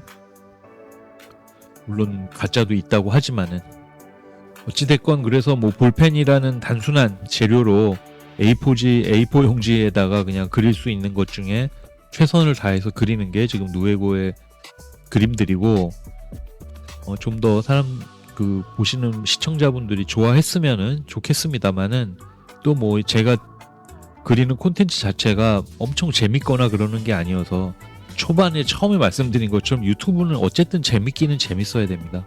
관심이 간다거나 또 이렇다고 뭐 뭔가 가르치려고 들을 것도 아니고, 그래서 그게 좀 애매한 것 같아서 뭔가 재미를 추구하려면 뭔가 다른 아이디어를 내야 된다라고 생각은 하지, 뭐 안 떠오릅니다. 그건 안 떠올라서 그냥 유지는 하고 있고, 어찌됐건 뭐 이 누에고 채널을 통해서 제가 뭐 무기력증을 이겨냈느냐, 뭐 그건 여전히 아닌 것 같고, 뭐 무기력한 거는 무기력한 거지만 어쨌든 뭐 아직까지 죽고 싶진 않은 것 같아요. 죽고 싶었으면 진작에 안 그리고 그냥 죽었겠죠.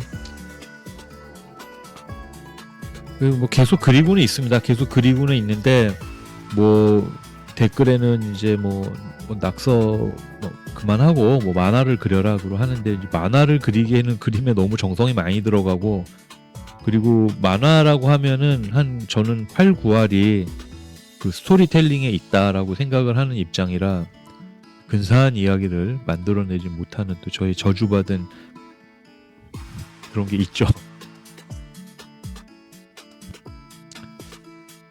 그렇게 해서 시간이 이렇게 됐습니다.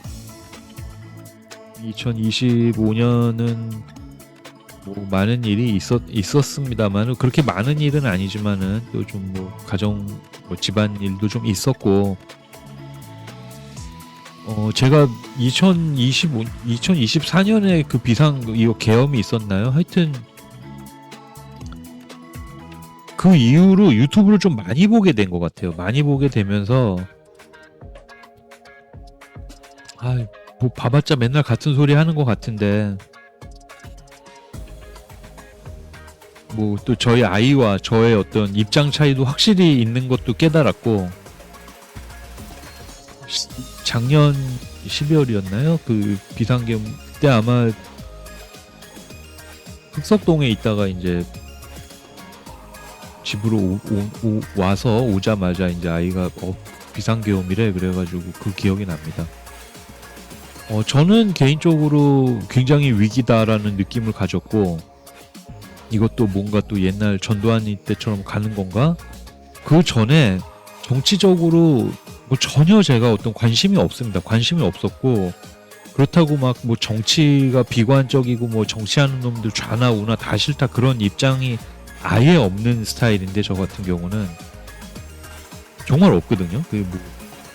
뭐 자유 뭐 한나라당이 자유한국당이냐 민주당이냐 그런 거 당 이름도 잘 모르고, 그러다가 그 계엄 이후로 아주 유심히 보다 본 것 같아요. 보다 보니까 이제 이 유튜브 알고리즘상 제가 주로 보는 것들이 제가 어쨌든 알게 모르게 뭔가 공감하는 주제 쪽으로 보게 되는 거잖아요.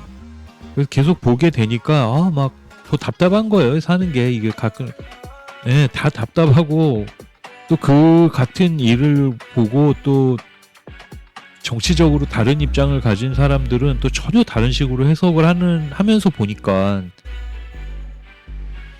하지만 제가 뭐 이성적이고 뭐 논리적으로 판단해서 이게 옳다, 뭐 객관적으로 보자 뭐 그런 거는 제가 전혀 그런 게 없고, 그리고 이런 정치적인 입장이라는 게 객관적일 수 있겠는가? 저는 근본적으로 그렇게 생각을 하거든요. 그냥 정치는 거의 본능적 아닌가? 그런 생각을 하는 거고, 저희 아이도 이제 어른이 됐으니까 뭐 정치적인 입장을 보면은 또 저랑 완전 반대편에서 있는 거예요.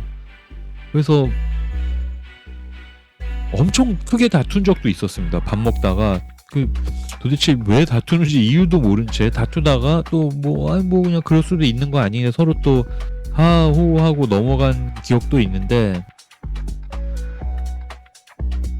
확실히 어린애들은 좀 보수 성향이라고 해야 될지 모르겠는데, 그 본능적으로 하여튼 좀 진보 성향을 안 좋아하는 것 같아요. 보니까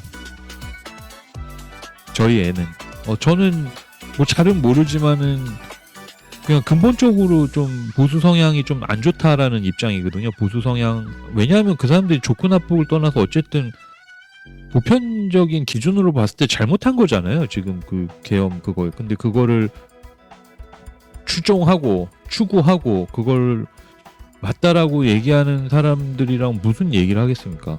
괜히 싸움만 나지. 그 사람들도 다 좋은 사람들이거든요. 개인적으로는. 모든 개인은 선량하잖아요. 근데 하여튼 정치적으로 그러는 거 보면 너무 재밌습니다. 하여튼 그래서 유튜브 보다가 요즘은 그냥 안 봐요. 아예 안 보고 이제 뭐 노래나 듣습니다. 노래나 듣고 있는데, 뭐 이게 정광석화처럼 뭔가 팍팍팍 해결이 돼야 될 것 같은데 전혀 안 그러니까 뭐 그런 것 같습니다. 제가 조금 뭐 합리적으로 생각해보자, 뭐 논리적으로 생각해보자 그런 얘기를 별로 안 좋아하는 게, 그렇다고 뭐 미신을 믿거나 그러는 건 아니지만은, 이런 뭐 어떤 감정적인 거를 배제한 채 이야기를 해가지고 과연 얼마나 좋아졌는지, 제가 좀 그런 회의도 있고, 제가 뭐 과거에 아주 저 개인적으로 아주 고통스럽고, 개인적으로 하지만 더 슬픈 사람들도 많겠지만 그런 일을 겪으면서도 뭐 도저히 안 되는 거는 안 된다라는 것도 많이 참 느꼈고, 그래가지고 하여튼 그 계엄이 제일 컸던 것 같아요. 작년 동안 심심하진 않았습니다. 유튜브 보면서. 그리고 가끔 이제 친구들 만나면은 그런 그 전에 계엄 전에도 친구들이 뭐 그런저런 얘기해도 전혀 귀에 안 들어왔거든요. 그게 뭐 나랑 무슨 상관인데 막 거의 그런 거였는데, 막상 그러니까 또 이게 상관이 있어지잖아요. 그러면서 1년이 갔네요. 2026년에는 좀 좋은 일이 있어야 될 것 같은데 뭘로 좋은 일이 있어야 될지는 잘 모르겠습니다. 지금도. 하지만 뭐 누에고 채널을 뭐 마음 같아선 그만하고 싶은데, 이것도 은근히 시간이 좀 걸립니다. 이게 갈수록 그림을 정성스럽게 그려야 되는 상황이 돼가지고, 옛날에는 뭐 1시간이면은 그림 한 2개 정도 그려가지고 이렇게 업로드하고 그랬는데, 지금 같은 경우는 시간 투자도 조금 되고, 그러면서 그거에 또 걸맞는 조회수가 나오면 좋겠지만 그것보다 훨씬 안 나오니까 뭐 다 제 책 재미도 없고, 그림도 뭐 사람라고 얘기는 하는데 도대체 사람들이 원하는 게 뭔지는 모르겠고, 그리고 쇼츠에 주로 제 영상을 이제 업로드를 하는데 그 다른 쇼츠 보면은 뭐 조회수 많이 나오고 막 이러는 거 보면은 아 제가 저 스스로 아 내가 뭔가 굉장히 잘못하고 있구나라는 생각은 들지만은 그렇다고 뭘 바꿔야 할지는 잘 모르겠는 그런 상황입니다. 저 혼자 생각이 그렇고 그 제3자들은 좀 쉽게 얘기를 하는 경향이 있잖아요. 그래서 제가 잘 귀담아 듣지는 않습니다만은 그러나 또 뭐 모르죠. 또 제가 또 아프게 듣는 얘기는 또 받아들여야 될지는 모르겠습니다만 좋은 아이디어가 있으면 좋겠습니다. 아직까지는 없고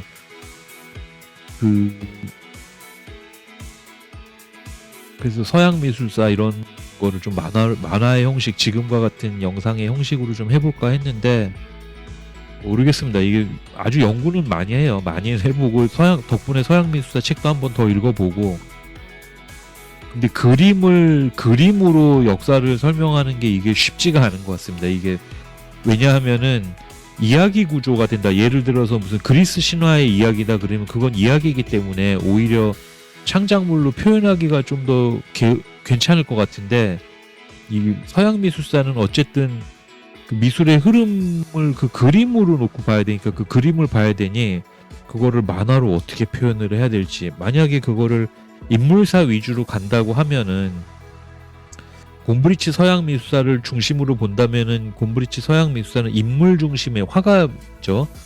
화가 중심의 이야기는 또 아니거든요.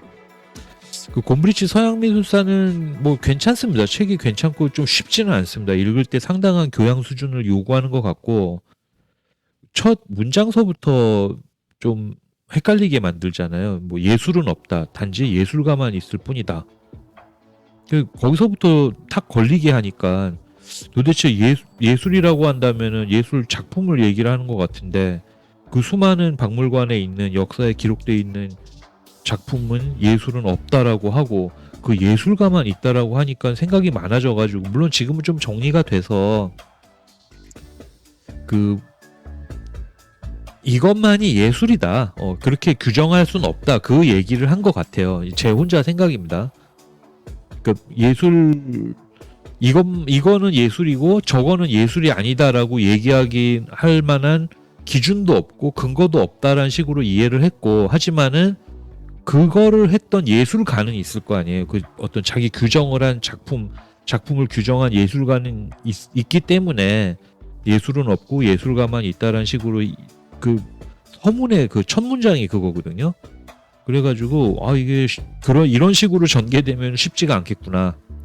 그러나 읽기는 그렇게 어렵진 않습니다만은 그 단지 그냥 그림만 놓고 그 미술사를 논하는 책은 아닙니다. 어쩔 때는 그림만 갖고 얘기할 때도 있지만은 그 곰브리치 서양 미술사가 전체적인 기조를 보면은 아무래도 역사가 개입이 많이 돼야 되죠. 역사에 대한 지식도 있어야 되고 역사, 뭐 종교 그리고 뭐 동서양의 차이 이런 것들을 조금 아우러져서 예술 작품이라는 게 문화라는 게 그것만 똑 띄어가지고 보기가 어렵잖아요.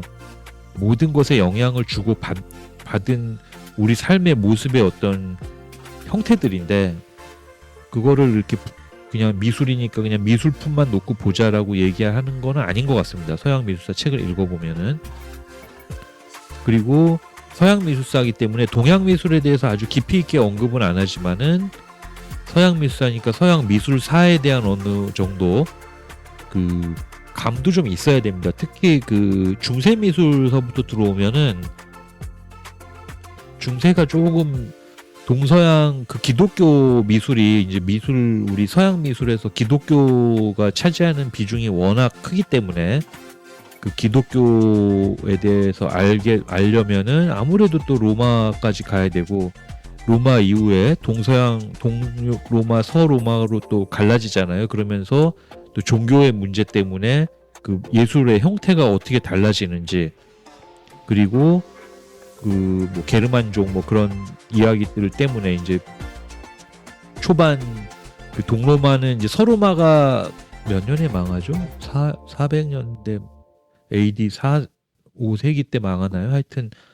멸망하면서 게르만 그 이제 북방의 침입으로 그러면서 그 정치적으로 엄청 이제 그 혼란 시기를 가지면서 그 프랑크 왕조 뭐 그렇게 나오잖아요. 그러면서 뭐 동프랑크 뭐 서프랑크 하다가 그 뭐 샤를마뉴까지 뭐 우리 뭐 메롤링거 뭐 카롤링거 그런 거 정도는 알아야 되겠더라고요. 알아가지고 그때 이제 그때 이제 서로 막 교황이 그 국가의 권력이랑 어떻게 결탁을 해서 또 영향력을 계속 발휘하기 위한 투쟁이잖아요. 기독교로 보자면 서로마로 치자면 그렇기 때문에 생긴 여러 가지 미술적인 결과물들.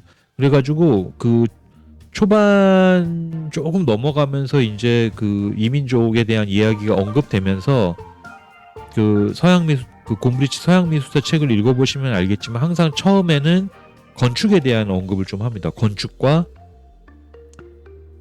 그 건축 양식에 대한 이야기를 하고 그리고 공예품에 대한 얘기도 중간에 필요하면은 꼭 언급을 합니다. 공예품에 대한 그리고 회화에 대한 이야기도 반드시 뭐 회화가 중요하니까요. 그리고 그 전에 이제 뭐 고대 미술이나 뭐 그런 거 조각품에 대한 이야기도 많이 나오고 하지만 그 틀을 갖고 계속 이야기 이제 연결이 되고 르네상스 들어오면서 이제 그 르네상스가 단순히 그냥 그리스 로마 시대의 어떤 재생이 아니라 그냥 그대로 받아들여서 한번 반복하는 게 아니라 거기 이제 인문 정신에 대한 이야기도 뭐 꽤나 언급이 되고 그러면서 글쎄요 밀레니엄의 최대 발명품 중에 하나가 또 그거 아니겠어요? 그 투시 원근법, 그 원근법에 대한 이야기 그리고 그 신에서 이제 인간이 중심에 대한 이야기 하면서 바로크 뭐 매너리즘에 대한 얘기도 뭐 살짝 언급이 되지만 뭐 저도 그냥 대충 읽었습니다. 뭐 잘 못 알아듣는 얘기가 나와서 하지만 그러면서 르네상스의 어떤 그 이탈리아 르네상스에 대한 이야기도 많이 언급이 되지만은 오히려 북유럽에 대한 르네상스도 굉장히 깊이 있게 다루고 뭐 그렇게 진행이 돼요 보면은. 그러면서 거기서 저도 이제 만족을 못하고 이제 북유럽 르네상스에 대해서 이제 알게 되다 보면은 이제 그쪽 화가들 하면서 다른 문헌들도 좀 찾아보고 그리고 항상 그림 보면서 궁금했던 거 그런 기독교에 대한 이야기들의 그 근원이 성경만 참고를 했는지 아니면 다른 것도 있는지에 대해서 또 알아보면서 다른 참고 자료들도 좀 찾아보고 책도 좀 사서 읽어봤는데 물론 다 읽진 않고 중요한 부분만 제가 궁금했던 부분만 찾아서 보고 뭐 그런 식이었죠.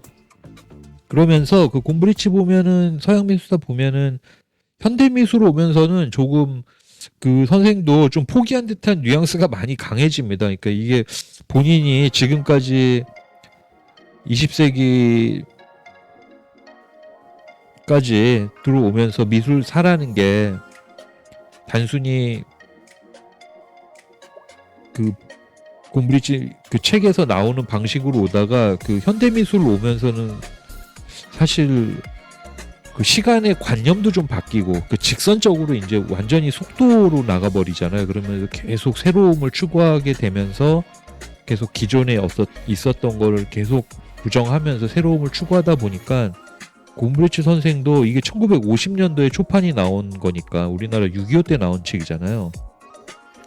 그러면서 이제 한 열 몇 번 개정판을 냈지만은 그 현대미술에 대해서는 조금 현타가 온 것 같아요. 나중에 읽어보시면 압니다. 그 느낌이 뭔가 현타가 온 듯한 느낌으로 해서 뭔가 조금 마무리가 좀 흐지부지 되는 듯한 느낌으로 마무리가 돼요. 이 곰브리치 책 보면 그래서 마지막 보면은 모더니즘의 승리 뭐 그런 타이틀을 달면서 팝아트까지 얘기가 안 나오는 것 같습니다. 하지만은 어쨌든 뭐 아주 어렵지는 않지만 그렇다고 해서 아주 너무 그 교양 지식이 없으면 읽기도 좀 어려운 그런 거고 그리고 그 서양 미술사 책을 읽어보면서 제가 이제 만화의 형태로 옮기기가 참 어렵겠지만은 그냥 뭐 또 되게 도전해보고 싶은 주제이기도 합니다만 그 곰브리치는 그